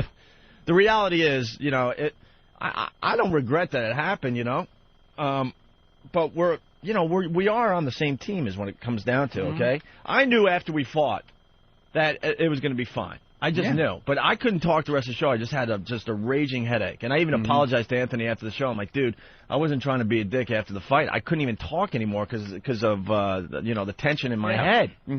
All right? So then we cooled off. And then on Saturday, Jimmy called me. I would have called him, but he beat me to the punch. I wasn't sitting there like some diva waiting for him to call me. Trust me, I wasn't at all. That's after the phone calls I took. Oh, really? Yeah. I talked to you. I talked to Jimmy. Oh, really? Before you two talked to each other. Were you like the mediator, unofficially? No, it wasn't a mediator. You guys obviously didn't need a mediator, but I was kind of the, is it cool to make the call guy? Like, I talked to Opie, and then I talked to Jimmy. And it was like, yeah, well, you think it's a... Yes, of course, Were you starting an alliance with Jimmy behind my back? That's exactly what was happening. People, start your speculation. Right. It's like to Jimmy, dude, I've been noticing the signs for a couple of years now. I really think if we do this right, we could get him kicked off the show, and it'll be you and I. It's so obvious what needs to be done here. I did show up to work today without shoes. Yeah, you did. And I after Friday's show and like all the uncomfortable looks I did get when I got in today, and now I'm showing up without shoes and my hair askew. Yeah. Because I rollerblade to work every morning, and usually right out of the shower, so it's windblown and it looks like awful, but I don't really care, And I walk in, and usually I throw my shoes in my backpack. Yeah. I forgot. Because I was rushing out of the house this morning, so I'm showing up into the office with just no shoes on. And when you do something crazy like that, you have to address it immediately. Oh, yeah. It was the first words out of Opie's mouth. Oh, yeah, because I saw, like, the looks starting. Just starting, and I'm like, all right, I got to squash this one right away before one of these guys secretly posts on the message board, he's now showing up to work without shoes. I'd assumed you took your blades off and you were in between, taking the blades off and putting your shoes on. I go to Anthony, dude, don't think I'm crazy. I just forgot my shoes today. It's going to be a little awkward walking around the office trying to do a radio show without shoes. I said, you think I think you're crazy because you don't have shoes on? After Friday? So that was the whole thing, too. It was like, yeah, I'm crazy because I washed my hands after Tippy Tom is in the studio. But after Friday's display, yeah, I'm the crazy one. Yeah. Anyway, yeah, of course Jimmy and I talked on Saturday. Jimmy and I, the reality is, and this is what's going to make a lot of people laugh, we're really, really good friends. Yeah. Extremely good friends, okay? You guys hang out more than I think anybody else on the show. Yeah, we're really, really, really good friends, and it was just one of those things. It's like brothers fighting. It's like friends fighting. Let me tell you something. Anthony and I have had some of these fights behind the scenes. Yeah. It's what happens when you work every day with people. Yeah. We've gone no knockdown dragouts like that. Certainly didn't last that long. No. They were quick. Quick. Even, something? Give a little tidbit to the old listeners. There were a couple that were really heated right before the mics went on at NEW. None here. Seconds before the mics went on. Seconds. Yeah. But the professionalism showed through back then. And you didn't have the insane Jimmy factor. Right. It was weird because... But there were a couple of times where seconds before the mics went on at NEW, we had a tiff. Tiff? Yeah. Brutal. Pretty good brawl. I mean, where people would leave the office, remember those? And go, oh, boy. And then we'd walk down the hall, like, hating the other person. This is going way back. Say nothing. Say absolutely nothing to each other. Turn the mics on and make believe we were the best of friends. Here goes the show. And then the mics would turn off, and then we wouldn't even look at each other or talk to each other. Yeah. It was the most uncomfortable 4 hours God, that did ever. Suck. Oh, Jesus. We did a few of those, actually. Yeah. Not many at all, though. No. It really wasn't. It was a handful. Probably in the whole time we were there, if it was 5, it was... Yeah. I don't even think it was that many. Probably 3. Yeah, well, I mean, we've been doing this for 10 years, so a few you're few gonna tips, get, whatever. But anyway, so, Jimmy called me, and he goes, hey, Ope. I go, uh-oh. awkward moment, and he just starts laughing. I just start laughing. And I swear to you, within less than 2 minutes, it was totally cool. Totally done, cool. over. Completely back to cool. goofing. And then we talked for like, I don't know, 40 minutes just making each other laugh really, really hard about BS crap and blah, blah, blah. Mm-hmm. And Jimmy will give his take on Wednesday when he's here. Yeah, Jimmy called me up, and at first, like all Friday afternoon, I didn't take any calls. I just let the machine pick up because I really didn't want to deal with anything. I was exhausted. Just wanted to lay down and do nothing. So Saturday, I get the phone rings again, and it's Jimmy, so I answer it. And he, because I didn't answer his message, he had called Elo, and Elo didn't answer either. So he was like, I'm thinking was something going on, like we're all conspiring, like, all right, it was obvious Jimmy has to go.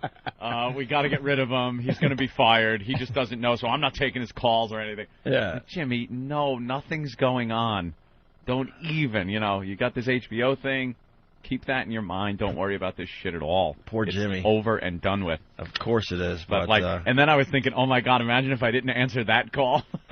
He'd have been insane. He'd have jumped. He'd have jumped out of his window. See, if we really were twisted, we would have not answered his calls all weekend. Oh, no, I couldn't do that to the little guy. No, of course not. Oh, poor little guy. So, no, we all have to get on the same page immediately, no matter whose side you were on in the fight. A lot of people picking sides. Oh, my God, because the HBO thing is happening, and we really, really want to support and need to support Jimmy too. Oh, yeah. Because it's all going to be O&A fans there tomorrow night. We're all going. It's going to be great. Yep. My brother got in on the action, man. Woo. This was a part of the battle on the message boards over the weekend that just had me roaring. I love your brother, and that he is so naive as far as these things go. The message board? So new at it. It was adorable to watch. But you know what? He doesn't care. That's the beauty of it. I know. That's the beauty of it. See, that's my barometer, by the way. I mean, yeah. I know I got problems. I know I got a switch in my head that goes off. That's why in the past we used to joke about the psycho factor in my head, blah, blah, blah, comes out from time to time. But what happens with me is nothing compared to what happens with my brothers. I talked to one of my brothers about the fight, because he didn't hear and he listens every day. My brother Brett, and he goes, "Did you give him that Hughes anger?" I'm like, "Oh yeah, I did." We're known for this stupid Hughes anger where we just go down to just being asses. It was brutal, and just stringing curse words together. Do you got one of those? I think so. Yeah. Computer's got to come back to life. Oh, all right. Yeah. Thank you. What was that? I don't know. Oh, good. It's rebooting. Oh, it's rebooting now? Yeah, computer locked. All right. Well, That's Anthony... good. That's good. I should take that and smash it. Ooh. That's what I should do. Oh, that's outrageous, Anthony. I'm crazy. I'm wild. Isn't that good? Why should you have to log... Can a computer sit next to me for 3 minutes and not go into some mode where you have to enter... I have to come down from the ceiling on wires... like Mission Impossible, and not hit the lasers that are going, and turn it back up. Why can't it just sit there? I don't know. Oh, Opie, this isn't negativity. I don't want you to think I'm being negative. What's going on with that, Mars? Why did it all of a sudden shut off? All right, he's figuring it out. You're playing with the Jimmy...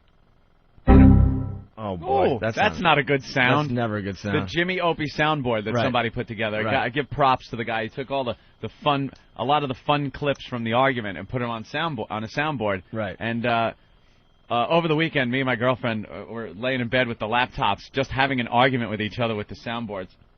I love it. Whatever. That was the condescending part of the argument where Opie would go, whatever. Who cares? Who cares? Who cares? Whatever.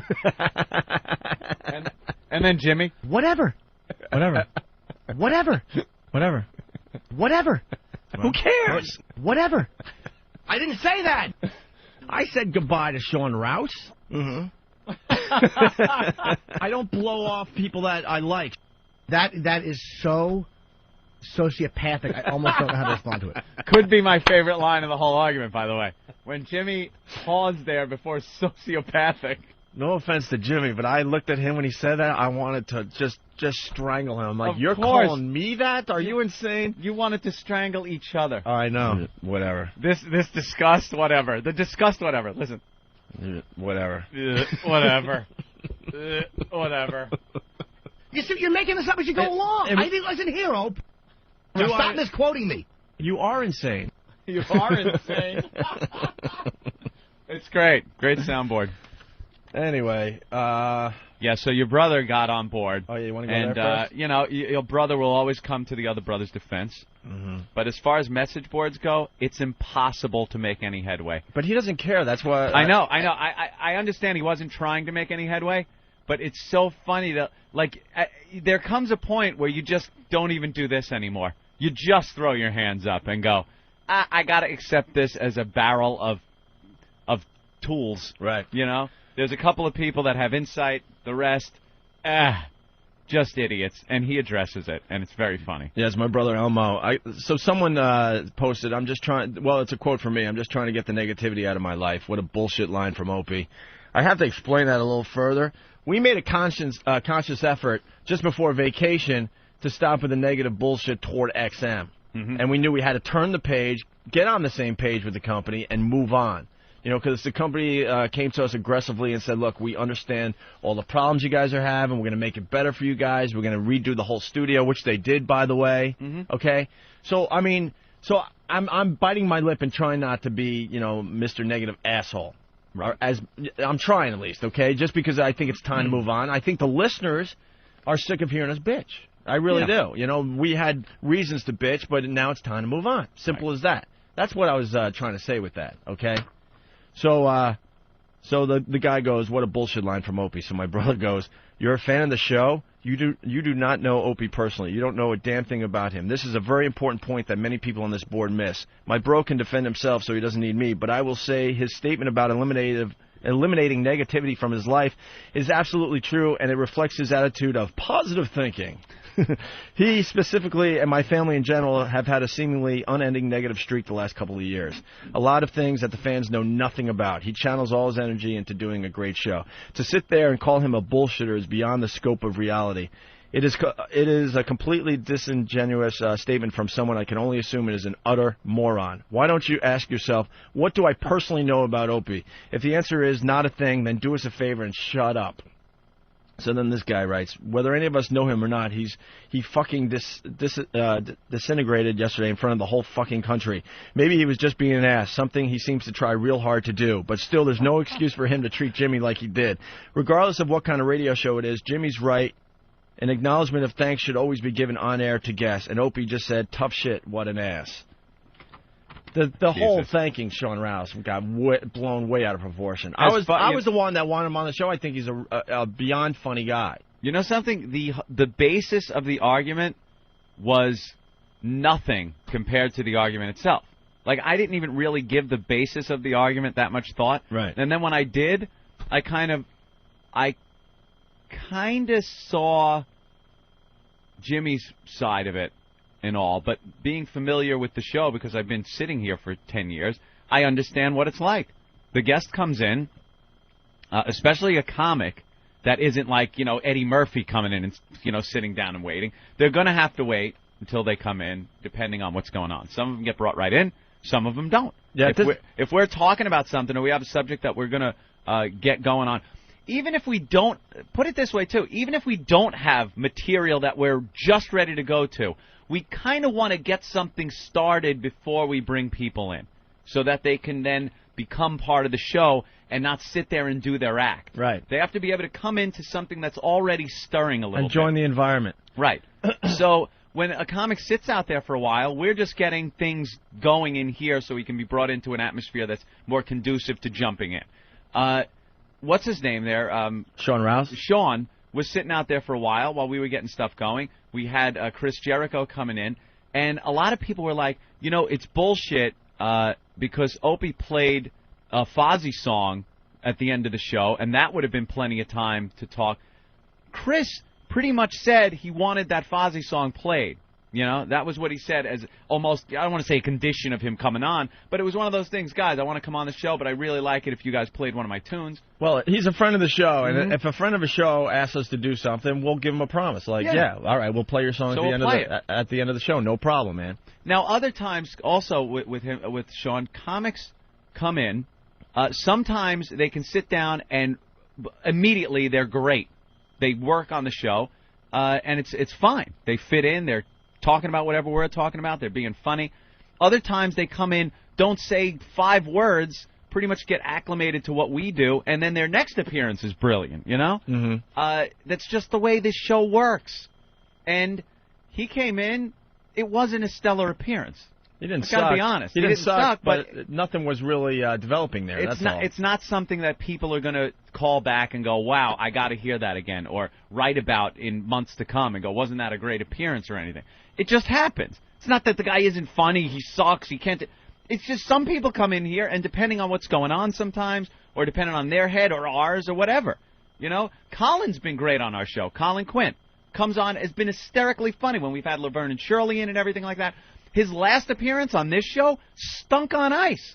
Doesn't mean Colin sucks. A lot of that was our fault that day. It just happens. That's how it is. Doesn't mean Colin sucks. Doesn't mean Shawn sucks. Right. But that's just the way it worked. And because that was what was going on, it wasn't like we were going to say, all right, let's dedicate the last 10 minutes of the show to Shawn, because it just wasn't, we weren't feeling it, is what, you know, is how you put it. See, it's really simple with this program, too. Anthony and I, you know, we and Jimmy, we come up with stuff. Wow, what was that? The computer shut off again. Oh, okay. Basically, we'll do what's called bits or whatever you want to call them, okay? And we'll get into a flow. Mm-hmm. We cannot stop that flow just to get someone in here to make them happy. We just can't do it. We won't do it as we move forward here. Mm-hmm. We just won't. I mean, if all of a sudden Ozzy's walking through the door, then you might see us stop. Definitely. But in general, it is so hard to do this radio show on a daily basis that when Anthony and I and Jimmy are in a flow, what we do as performers is we ride that out as long as we possibly can for your enjoyment.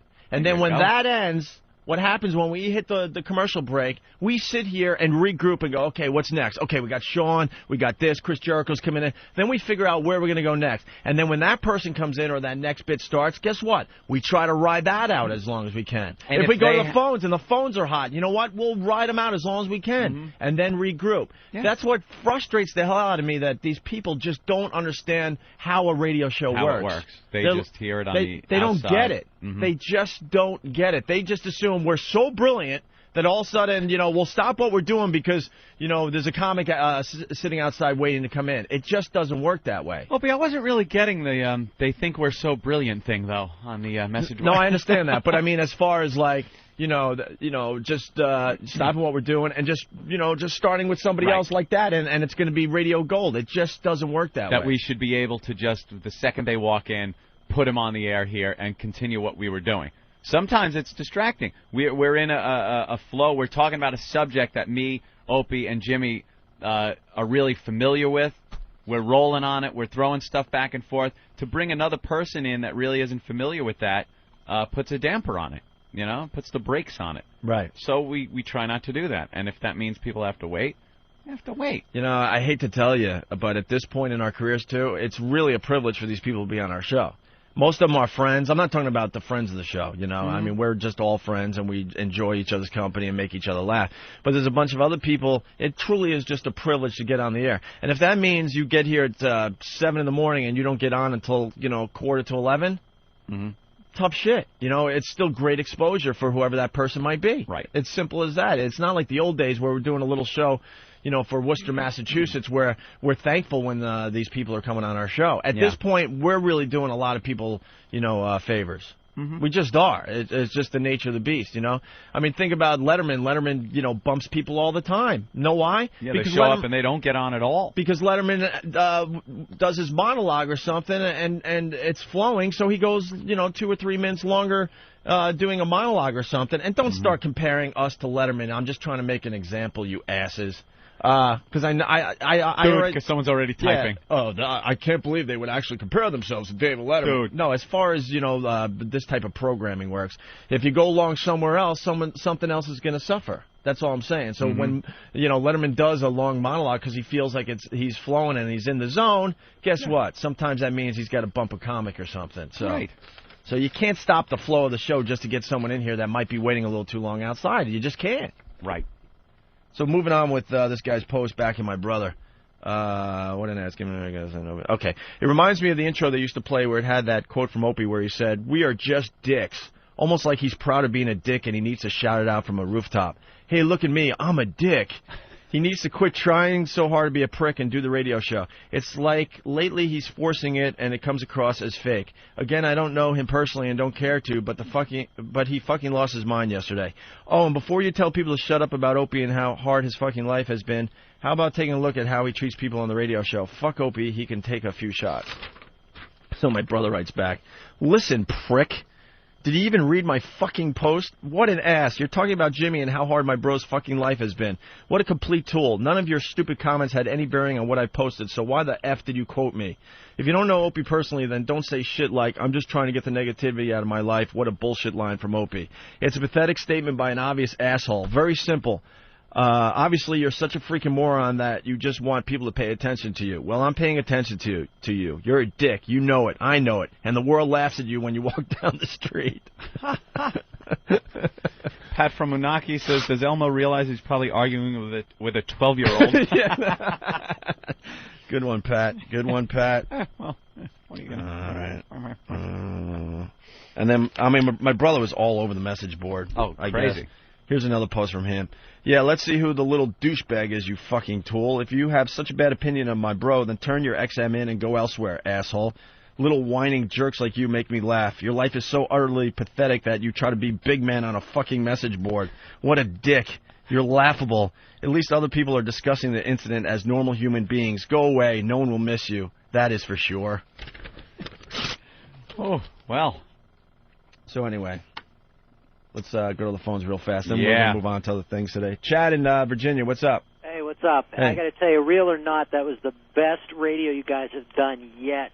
But I want to know why XM cut it out of the replay. I got up at 3 a.m. this morning to listen to it, and I had to listen to Tommy fucking Chong. I know. Well, I got to explain that. Big controversy there. Punching out. Here's the deal. After the show Friday, I just had an awful headache, and I just left the building. Because I wrote that in one of my posts, like, oh, you couldn't even stick around to, like, try to work things out. No, my head was hurting so bad, I just had to get out of the Everyone area. got out of here. Yeah, we all just went our own ways, okay?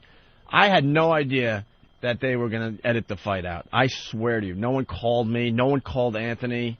Jimmy had nothing to do with it. The show, the guys on the air had nothing to do with it.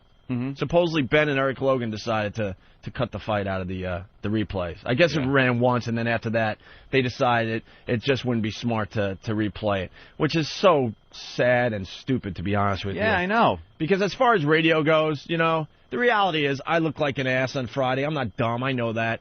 And at times, Jimmy looked like an ass. He knows that. But you know what? But we also understand that makes great radio. We both understand that big time. Right. And for them to, like, not replay that, not only all day Friday and then over the weekend, is just dumb programming as far as XM goes. Whose call was that? And I gotta tell you, you know, Eric Logan, who we love and he supports the show, he dropped the ball on this one. Yeah, because why would you pull that? Why, as a listener, would you not? Because this is their logic. Not want to hear, in my opinion, very real, honest, awful, with all the scars type of radio for 45, 50 minutes. Who wouldn't want to listen to that? As long and stupid as it was, and instead want to listen to an old Tommy Chong interview. It just doesn't make any sense to me at all. Not at all. What was his logic in that one? I don't know. Maybe we could get him on the air, and I'd love to know what the thinking is. Where the negative, because he must have had some kind of thought it was a bad idea. Had some. What is it? What's the downside of playing that as far as ELO's concerned? I don't know. Because then love to know. The message boards went nuts on that, so I quickly posted, like, look, you guys got to understand. Jimmy, and I forgot to throw your name in there. Because then they speculate, whoa, Anthony doesn't even have a say anymore. Oh. But I was thinking because it was Jimmy and I's, fight or whatever. So I didn't even have a say. Oh, you wrote it that way, so it looked like I didn't have a say? Yeah, Thanks. yeah. Or that you might have been the one that made the call. That pulled it. Because I didn't mention your name. I called ELO and said, do you know something? And this is the God's honest truth. I don't even have ELO's phone number in my phone. I had to call Ben to get ELO's phone number, and it's written down somewhere, but I don't make those calls. Because I don't want to talk to management. I like Elo as a person. I like Elo hanging out when we go out to dinner, and like he's the anti-Bob Eatman at dinners. He's fun. His conversations are entertaining, and I like Elo as a person. But as far as work-related stuff, I cannot be bothered talking to any of them. I don't want to talk to them. I don't like to. And when people speculate as to who who's superior here in our little show world, me and Ope are equal. There's not going to be any decisions made without consulting the other one. And on all aspects of the show, we're equal. But Opie, for some reason, I don't even want to use the word enjoys, but you do seem to enjoy. No, I used to. Dealing with these people more than I do. I used to. How this happened was, I was the, quote, experienced radio guy, and then, Anthony came aboard, and he was very green, but had unbelievable raw talent, and now, I'm talking 10 years ago, now it's like, I was a diamond in the rough. Now it's like we're completely equal, but Anthony didn't really know how a radio station worked or how radio in general works, so... Happy to be there. So I took on the role as, the go-to guy. And for some reason, 10 years later, I'm still looked at as the go-to guy, and I'm trying to get away from that role. Yeah. More and more. I really am. I don't enjoy it anymore at all. I don't know if it made the air, but because we were fighting during the breaks and stuff too Friday, and Jimmy's like calling me the boss and stuff, and that drives me nuts. I don't want to be considered the boss. I really don't. That's why I told Jimmy and other people, like, if you have a problem, then you go to the bosses, or if you had a problem with how Shawn Rouse was handled on the show, then jump in. It's not my call. Well, then everything should be delegated through Ben. That's it. That's what I do. Because I don't enjoy dealing with upper management of any corporation. And that's just been me throughout my whole life. I don't like bosses. I never have. So if I have an issue with anything, I go to Ben, and I go, Ben, this, that, and I let it filter through Ben. I don't mind dealing with Eric Logan at all. I don't. And if there's things to discuss, obviously I call you right away, and we don't make any decisions unless you and I agree. That's how it's always been. But as far as like being looked at as the boss, the main guy in the show, I really have hated that for years, and have really tried my best to get away from that. Yeah. I don't know why it's still looked at that way, but whatever. It's because you're the guy that does, But, just a horrible call by Washington to edit the fight out. The negativity was just, two really good friends just ripping their heads off. Yeah. And Jimmy even admitted to me on Saturday, he's like, dude, I've had these knockout, drag-out fights with all my friends that are close to me. Yeah.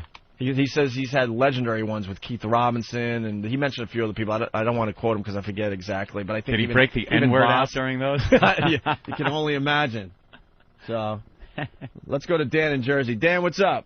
Hey guys, I just wanted to know how many times Jimmy blinked that awful psychotic blink during the argument. Yeah, blinky. Yeah, he was blinking pretty good. Well, we'll get Jimmy's, his whole take on this thing on Wednesday. The only reason he's not here today or tomorrow is because he's getting ready for the big HBO thing tomorrow night. Yeah, he's getting like his sleep done, and he's working out at the clubs, I guess.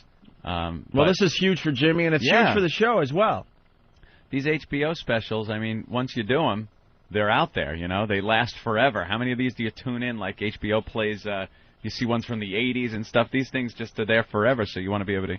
You want to make sure you do them right. Right. So, I asked that we all get on the same page because obviously a lot of you guys are going to the taping tomorrow night, and you got to show nothing but support to Jimmy. Respect. Let's go to Ed in California. Ed, what's up? Hey, guys. Hey. Hey, I just wanted to let you know that me and a bunch of people out here, we were talking about the last week because we've only been listening since you guys came on in October. We actually paid the 6 cents a day. Right. And I have to say, hands down, it was pretty much the best week you guys had on XM. I have no idea about your NEW days. Never listened to you then, but it was by far the best week. And we got a lot of audio from our NEW days on oavirus.com, so you can do a little catching up in your free time. Yeah, there's some great stuff on there. Overall, and you're right. It was a little rough in October, going through November. But you guys caught up. But man, it was fantastic last week. Overall, just who you brought in, what happened, stuff that was said, yada yada yada. It was just I was crying over the weekend. It was so funny, man. I listened both Saturday and Sunday. Oh, that's cool. No, it sucks. On Friday, we were having another. It was setting up to be another really good show too. Yeah. And then Jimmy said something during the break, and I don't know. A switch went off in my head, and the weird thing, a switch went off in his head at the same time. You two were both. That's it was rare. one of those. The perfect storm happened. You know, it was one of those things where. And another factor because I wasn't planning on going there and he wasn't, because there are times, because Jimmy and I are very close and our personalities are such that we're both like psychopaths, really. You're both insane. And there are times like Jimmy will have a problem with me and give me a quick blast, and I'll back down like, whoa, okay, yeah, you make a good point or whatever, and I'll do the same to him and he'll back down. But for some reason it just was like two rams ready to go. And then you brought up another point over the weekend, the fact that and I never do this, I left the studio. So I wasn't even here at the beginning of this to maybe say... Oh, you would have squashed it. Yeah. Because guys, we're going back on the air. Deal with this after the show. What happened was that we go to commercial, and Jimmy was excited about Yoshi and those people, the porn people being here, and I made just a side comment like, "Oh God, more porn crap," because we're really trying to figure out what we could do with the naked chicks and the porn on this show. And that made him say, "Oh man, you can't make him wait like you did Shawn Rouse." And I went, "What?" And at that point, you left the studio. I left the studio. Before that, actually. Now, I went out because my root canal dentist had been talking about how he wanted to come in and watch the show. Oh, that's right. Your dentist was out there. So I walked out to talk to him, and I never leave the studio. So I walked out and missed the whole beginning of this argument. And by the way, it's great. The dentist, the first time he comes in to see the show live, he was shell-shocked. He left. I didn't even get to say goodbye to him. He was looking through this window, dude, shell-shocked. Like, oh, my God, is this what goes on this fucking show? So now he's got this image of the show that it's just us killing each other and getting on the air. Hi, how you doing, people? So when I walk back in, you guys are already fully involved. Way involved. Way out of control. I couldn't put it out. I'll be honest. I think the best stuff was said off air, unfortunately, because it was the beginning of the whole thing. Mm-hmm. And then we just jumped in when we got back live. 2 seconds of trying to fake it when those mics came on. Well, you can't fake it. No. I mean, we turned the corner a while ago. You can't fake shit on the radio. No, but it didn't even, you guys didn't even try to keep it off the air. No. And it was like, hi, we're back. Jimmy. Right. I do blame you, because I think if you were in the studio, you would have squashed it. Yeah, it's my fault. You would have squashed it, said, hey, before it got to that point of no return. Guys. Every fight has that point of no return. Point of no return. You're starting, and you could stop, but then you hit that switch, and it's over. And I think you would have been able to stop us. No, so let's talk about this after the show. Everything's fine. I walked back in the studio not more than a minute later, and I was like, oh, my God, what did I miss? How the hell did this flare up? Yeah. Yeah. Well, at least I got to eat my sandwich. And the dentist... The dentist right away? Dude, I was looking out the window at him while you two were going at it. Yeah. And he was just like, oh, my God. I saw the look on his face was, oh, my God, is this what goes on this show? It was so uncomfortable to sit here also in my little seat. I'm just trolling instant feedback. People, I know. Anthony, what are you doing right now? They're talking to you. Yeah, they're talking to you through the screen. Like, oh, nothing. I am just sitting here hoping this is a bad dream. You know what sucks when you have one of those in front of a lot of people? I'm not even counting the audience, but I mean, I couldn't even look at anyone after that break. I couldn't look at Jimmy anymore. I could barely look at you. I'm like, these guys just think I'm a fucking lunatic. It was just trying, and I looked and went, oh my God, we have 2.5 hours of the show left. Right. And just knew it was going to be a long 2.5. All right, let's go to Keith in PA. Keith, what's up? Hey, Opie. What's up? Hey, man. Hey, guys. That I think that happened to a lot of us, man. I had just got out of my car and went over to switch it to my PC at my desk, and I'm sitting there going, what the hell just happened? I know. What did I miss? What's going on? We were all in a really good mood Friday, and like I said, the first hour was a pretty good hour, and we were ready to really have another one of those stellar shows, and then, man. Yep. Oh, guys, I'll tell you what, though, it was compelling radio. The only thing, and the favor I have to ask, and I don't know whether you can accomplish this or not, but, man, I'm telling you, I joined Whack Bag, and I've been a fan since AAF days. A buddy of mine used to tape you on cassettes, ship them down to me so I could listen to it. That's how big of a fan I was at that point. Very cool. It was very cool. And I've been a fan that long, and I never joined Whackbag, because obviously the internet came along a little bit later. I finally joined Whackbag in March. I put one post on Whackbag, and I'm a frickin' piece of meat for piranhas. They went after me because I said, it's just friends having a fight. Don't you people have anything better to do? They don't. We got to get these people jobs, man. They don't have anything better to do than to talk about you guys all day long on Whackbag. He said they don't have anything better to do. That was his mistake. Yeah. You could say, it's just friends having a fight, and then people would have said that. But the second you say, you guys don't have anything better to do, then you're going to get pounced. Is this true? Has Elmo been suspended from Whackbag for 2 weeks for bashing other members? For 2 weeks? 2 weeks suspension. My brother will be just fine with that. My God.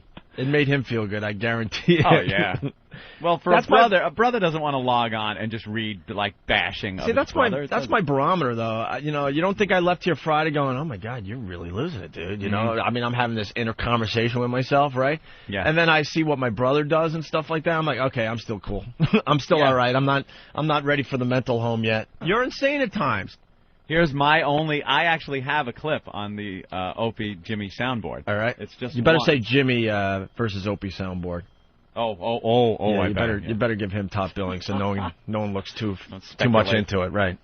Here's the only clip of me on this whole thing. Holy shit.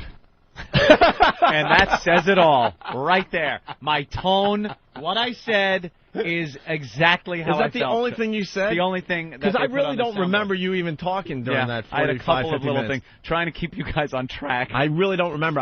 But they did a better job keeping that train on track in Japan than I could ever keeping this argument on track. Here it is. Holy shit. Holy shit. Just an exhausted, holy shit. I want to go home. Holy shit. 2.5 hours. All right, let's go to Cigars and Scotch from whackbag.com. I just want to make sure I'm getting everything straight before I post. So Opie suspended Jimmy for 2 days. Till Wednesday, right? You suspended him. I want to know. The reason he came in barefoot was that it's symbolic that Jimmy should walk a day in his shoes. Oh, wow. All right, I want to know whose side you took, bro. I was leaning heavily towards Jimmy until I heard Yoshi on the air. And then I was back to Opie. Man, dude, if that wasn't some kind... Even if it meant nothing, did you feel any kind of... like you were exonerated a little when Yoshi was put on the air Friday and completely bombed? It made me smile a little bit. Just a little. Oh, my God. Hey, we all love Yoshi. My biggest frustration is that people don't understand how this show works and how you really have... I unfortunately have to be the guy that is like the point guard, and I just knew that Yoshi was going to stink. No offense to Yoshi. He's just too nervous to do the show. Maybe the next time or a few appearances down the road, he'll be a lot better. Right. And the way you get that way is by coming in and hanging out. Like you sit and whatever time we bring you in, you sit there, you throw in a quip or two during whatever we're talking about. But to put him on and go, hey, Yosh, your act, all right, what's your act all about? What do you do? I'm just sitting there. Holy shit. Wow. Yeah, that was a little like, uh-oh. Yeah, let's go. This is what we were kind of talking about. Let's go to Oklahoma. Stanley, what's up? Hey, I was just wondering if y'all was going to play that argument from Friday. Well, we got to figure out how to replay it where it makes sense or something. I have no problem with that. Well, I was out unloading my truck at the time, and I missed it, and I tried to catch it on replay. My brother-in-law told me about it, and I never did get to hear it. See, that's why Washington made a huge mistake, because when you have that type of radio going on, people, what you want to do with a radio show is get people talking. Mm-hmm. So if you missed that fight, but you have friends that heard it, they're of course going to tell you, like, oh, my God, did you hear those guys losing their minds on the radio today? No, well, I did not. Well, what channel was that on? And then you get people to tune in. And then instead they're hearing a dumb old Tommy Chong interview. That's just bad programming. Yeah. I know I look like an ass. Jimmy looked like an ass. I don't care, though. I knew it made for good radio and that it would make people tune in. So I know there's already links up on, I think, whackbag.com. FoundryMusic.com might throw a link to the fight. It's already all over the internet, so. I'd like to have it replayed, though. It was like, people should be able to hear that. Yeah. Definitely. All right, Stanley. Well, I hope y'all get to replay it, but I'm a first-time caller, and I just want to say I used to listen to Howard Stern all the time, and since I got y'all, since that replay during Christmas, I had XM, and that's the reason I got it. Y'all rock, bud. And Thank I'll you, out. Stanley. All right, thank you. I really appreciate it. That was a little sinister. You know, maybe on the East Coast we could play it in the 6 a.m. hour with Jimmy and I, doing an intro and an outro or something like that to give you guys one more, chance to get it. Yeah. Because a lot of people are just taping this show on their MiFi anyway. That might be the way to do it. I don't know. We'll figure out something. That'd be pretty cool. Pete in Queens, what's up? Yeah, what's going on? No, it's the first replay. I heard, all you heard Anthony say, the first thing coming out of break was, I'm just going to sit here and eat my sandwich, and then you two guys just go at it. Yeah, because I saw it was going. I saw there was no way we were doing the show after that. So when we came back from break, before they even started the on-air portion of the argument, they had argued off-air, and it was just too brutal, and I knew it was carrying over. So we come back from break, and I just said, well, I'm going to eat my sandwich because I knew it was over, Johnny. All right, Pete in Connecticut. We got to move on here. Pete? Yeah, dude, it's so obvious what's going on. Dude, Opie's not wearing shoes. Hello? Paul McCartney, Abbey Road. Dude, Opie is dead to the show. Play the argument backwards, dude. Play it backwards. Very good. If it wasn't so accurate. There's the Photoshop for today. That's it, dude. That's an easy one. It is obvious. Who's going to be the first one to Photoshop that on whackbag.com? With fucking Yoko Norton sitting over there. Exactly. Yeah, they were calling him Yoko. It was just... Yoko. It was just amazing. Oh, bunch of asses. I love it. You asses with your divide and conquer. It's just never going to happen. None of us are going anywhere. No. There's no power struggle. None of that crap, okay? Don't worry about it so much. Just enjoy the program. Whether it's people yelling at each other or you're laughing your balls off, just don't look so deeply into our personal psyches and what everything means. And Jimmy and I were already starting to goof about the whole fight later on in that show, by the way. When we went to the bathroom and we explained what happened, and we were kind of laughing through the whole thing, how awkward and silly it was that usually we go to the bathroom at the same time just because we both have weak bladders. Yeah. And we usually take leaks right next to each other. Well, the show's sounding pretty good today. Blah, blah, blah. We'll talk a little small talk, right? And, we walked. We're like, oh, great. We both had to take a leak at the same time. He goes to the urinals. I go in the stall like you usually do. Sure. And I slam the stall. We take our leaks, right? And he's finished before me, so he's leaving the bathroom. Slams the door. Oh, God. Oh. Then we have to walk back in here. And then we had to acknowledge it, and we talked about it on the air a little bit. And if you listen, we were already starting to, kind of laugh about it. So move on. All right. Jesus. Okay. Let's go to Mike in Jersey. Mike, what's up? Hey, okay, Ant. Hey. I just wanted to know, because the rest of after the fight, you really didn't. Jay Moore pretty much took over the show. He went to break, and I just wanted to know what was going through your head. It had to be, insane, because it was like two brothers fighting. No, that's why it wasn't really insane. It was two really good friends fighting or two brothers fighting. I've had knockout fights with my own brothers. I'm from a big family. And I got to tell you, it just felt really good. When that thing was over, and I could see it in Jim's eyes, too, it was like this tension that was building up in both of us that we needed to get out that probably didn't have much to do with the other person, to be honest with you, in a weird way. I mean, the spark was lit because we had a disagreement, and I felt really, really good. The old days, I think I was telling Anthony this over the weekend, I would hold a grudge for fucking weeks on bullshit stuff. And after the fight, I just was like, I felt really good, but the problem was I had a really, really bad headache. Really bad. And I just couldn't even focus or concentrate anymore. And that was the only reason. I even apologized to Anthony. I'm like, I told him over the weekend, I'm like, Ant, I didn't purposely mean to, shut up the rest of the show, but I couldn't concentrate because I had one of those headaches where you can't even, see almost. Yeah. Where it hurts, where the light hurts. It was almost like a migraine. It was cool. So I apologized to him because I'm like, I didn't mean to, throw you in that position to, totally just try to make something happen. That was cool. But it worked out, I thought. Jay with the porno guy, and I took some of that porno home. Yeah. Some of that, the facial stuff. Oh, my God. Watch the whole thing. Yeah. It's just brutal. Glazed donut face chicks. Oh, the Baker Dozen thing? Yeah, and there was one with one of the girls in. I couldn't even watch it. She had a martini glass. Oh, no. Yeah. Oh, 10, boy. 10 guys, actually 12 guys. Oh, boy. Into a martini glass. Oh, boy. Yeah. Chug a lug. Let's go to Danny in New York. Danny, what's up? Hey, Opie, what's going on, man? I didn't go on Whack there, but one of the other site, I forgot what it was, but they were just totally bashing you, man, the whole time. Like, you won the argument over Norton, and I was like, yeah, man, whatever, man. It was just an argument, and there was no big deal, man. Oh, I will openly say I don't think I won that argument, by the way. Are you talking about OpieAnthony.net? Yeah, I just checked it out on the links, man. They want me to post so bad on that site, and whenever I'm over there, it's just for some reason, it's an Opie Bash Fest. So I'm like, I mean, we still link them to all our websites, but I don't really get it. I don't really get, what their agenda is over there. So I don't get it, man. They were just totally bashing you, dude. And like Whackberry was like, okay, it was an equal fight, and you guys had your things to hash out, and right. I don't get it, man. They were just totally bashing you, man, and I totally disagree with that, man. Well, I asked one stupid, lousy thing.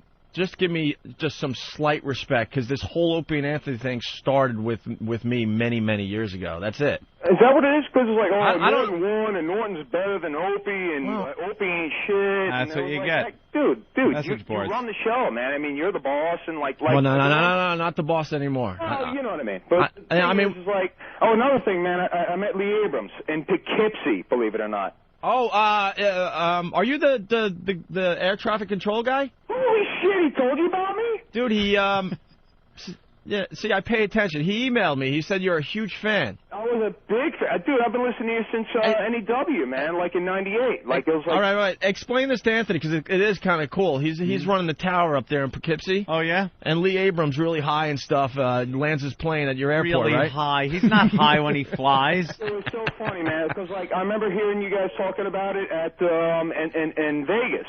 And you were saying, like, it was 101 XM and it was a Cirrus plane. And I'm like, okay, they're too cheap to get a jet or whatever. But then, next thing you know, I get a trip, like a flight trip, whatever we call the planes on. And I see 101 XM. And I'm like, okay, cool, man. I don't think that's it. But whatever. They won't be landing in Poughkeepsie, dude. We're in the middle of nowhere. Next thing you know, they land, and I talk to the guys that fuel the plane. And I go, okay, are these the XM guys? And they called me up and they said, yeah, they also ran over there, and I started giving them shit about you guys saying they had narcolepsy and all that other shit. Yeah, narcoleptic pilot. And it was funny. He was just laughing. He goes, all right, one meeting, and then next thing you know, my career's screwed. And I was cracking up, and he had these two hot chicks with him, man. He did? Yeah, dude. I guess one of them is, who's the CEO again? I forgot his name. Hugh. What? Hugh Pinero. Hugh Pinero's secretary, gorgeous. And the other chick I thought was Kathy Griffin, because she looked like Kathy Griffin.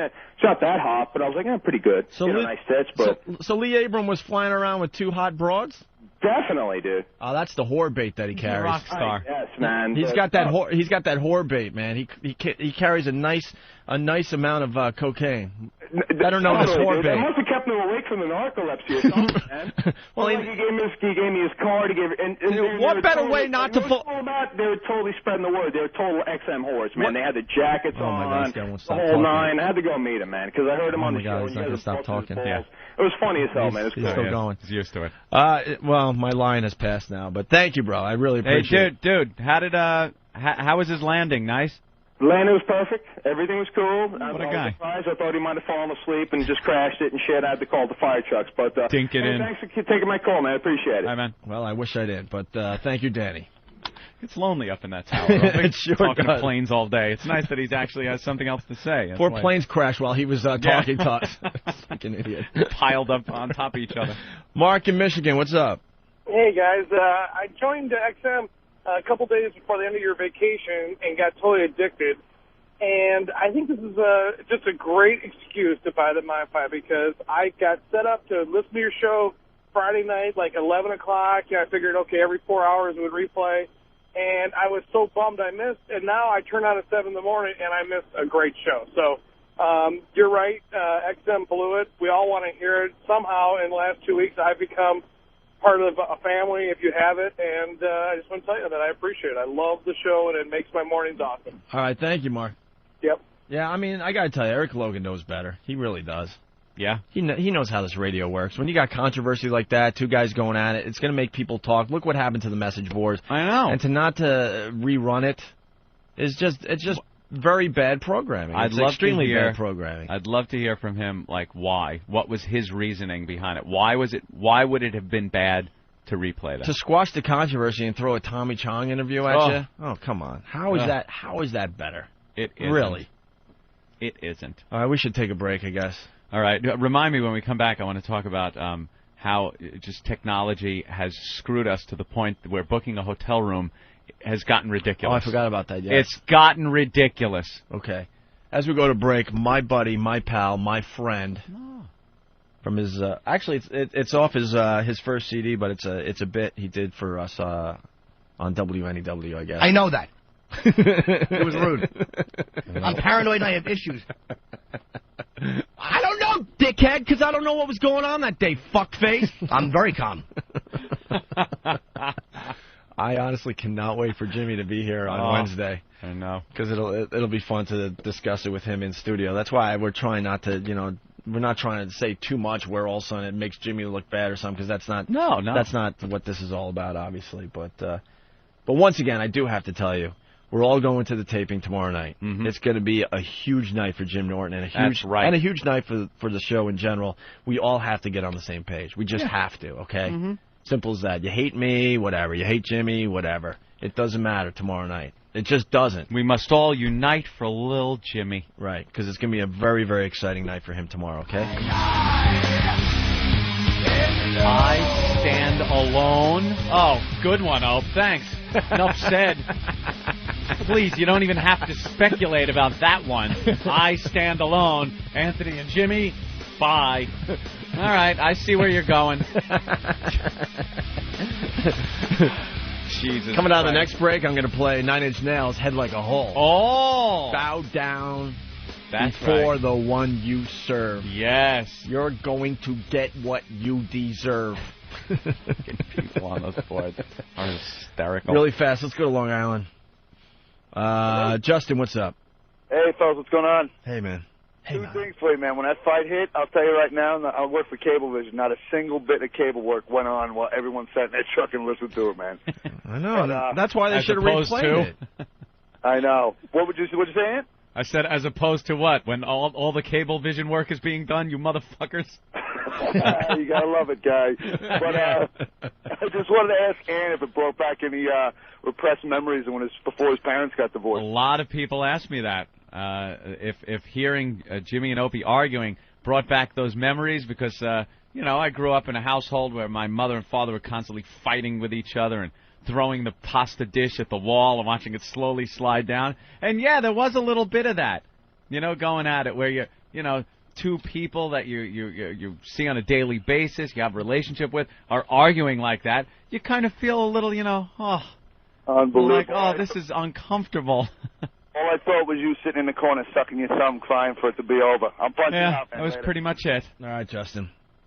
So, we're all going to the taping tomorrow night, the Jim Norton HBO taping. Mm-hmm. And we're going to change our schedule around a little bit? I think we're going to try to do the show Wednesday, 9 a.m. to 1 p.m. East Coast time, which means all you West Coasters will be live in Morning Drive Wednesday morning, looks like. There you go. For you guys. Throw them a little bone. So on the East Coast, 9 a.m. to 1 p.m. on Wednesday, so we can sleep in a little bit, because it's going to be a really late night tomorrow night. Yeah. All right. Steve. Yeah. What was going on in your mind on Friday? All that crap was going down. Yeah. Oh, Jesus. Well, we talked. You and I talked about this on Friday night, and it was. I think Anthony and Ben and I looked at each other, and we knew exactly what was going on when it was happening. I mean, there wasn't really a whole lot of, thought going on. There was like, all right, it's happening. Because everybody in these situations, you either talk about what's bugging you when it's bothering you, or you bottle it up. And you let it stew, and eventually there's someone says one comment, and it's basically the straw that breaks the camel's back, and that's when everything comes out. That's a good point, by the way, which you made, too. You said this has obviously been brewing for a long time, and you guys really need to talk. Yeah. Steve's so right. Both of us have just been holding something inside. Yeah, this is little quips and jabs every so often, but like you said, if both of your switches aren't in the on position, then you just blow it off. Right. One or the other will just say, yeah, we can make some of this, and on Friday it just happened that both switches were up and armed and ready to go. And it was just cannons going back and forth. This is why bands that have been together for years hire therapists. You know, Metallica was really the only people that figured out that you could videotape it and make money off of it. I got to tell you something. Watching Some Kind of Monster, that brought everything in perspective with me, because I mean, a lot of the stuff that went on in that movie, you know, Ant and I have had some of those growing pains over the years and stuff, and it was just so good to know that, you know, someone else that out there goes through that. Yeah, because no one ever really exposed that before Metallica did. I mean, but bands have been doing it for years. Aerosmith hired therapists, Megadeth hired therapists. But I mean, to actually see it on film, you know, where they're calling each other assholes and all the dirt. Oh man, if you haven't seen Some Kind of Monster yet, I highly recommend that movie. It's just really, really interesting. Yeah, I mean, you've got this situation where you've got all these very strong personalities, and you're spending a lot of time together in a confined space, and you're not always going to agree. Mm-hmm. And sometimes the reactions can get so volatile, and you just hope to God. I remember Ben and I were just sitting there, and it's like watching your parents fight. It really is. Here's two people that you care about, that you're friends with, and they're just saying vicious, horrible shit to one another. And you're just hoping to God that one of them pulls back and moves on before they say something that they really regret. That's. I don't know, dickhead, because I don't know what was going on that day, fuckface. Yeah. All right. Everyone enjoying the Jimmy versus Opie soundboard.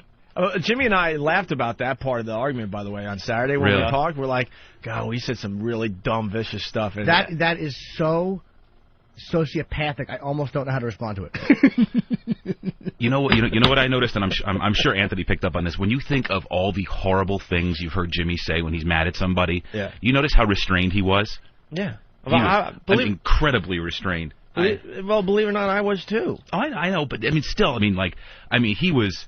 You know, I mean, he was almost... Because, why? Because in the end, we respect each other, and we are friends, and I believe we wouldn't go down that road. You're convinced Hugh Pinero hates the show, right? Are you really on the air trying to throw me under the bus with Hugh Pinero? Well, now if you want to... Holy shit. Whoever came up with that, brilliant, man. I think you can get to it through whackbag.com. Yeah, we put up links, too. You can make your own argument. Hey, we got Bill Dwyer coming in today. He's a very, very funny guy. Extremely funny guy. At 10 a.m., though? All right. He'll do the last hour of our show with us. Last hour, if he comes in at 10, you're just going to have him wait until 5 to 11 anyway. I know, Anthony, I know. Jesus Christ. Also, we got to talk about... Good. Whoa, hey. Oh, my God. No, I'm not. We have...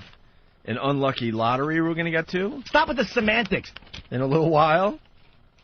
Also, Anthony, this unlucky lottery is just beyond amazing. The odds of this happening are just unbelievable. You know that's what I was talking about.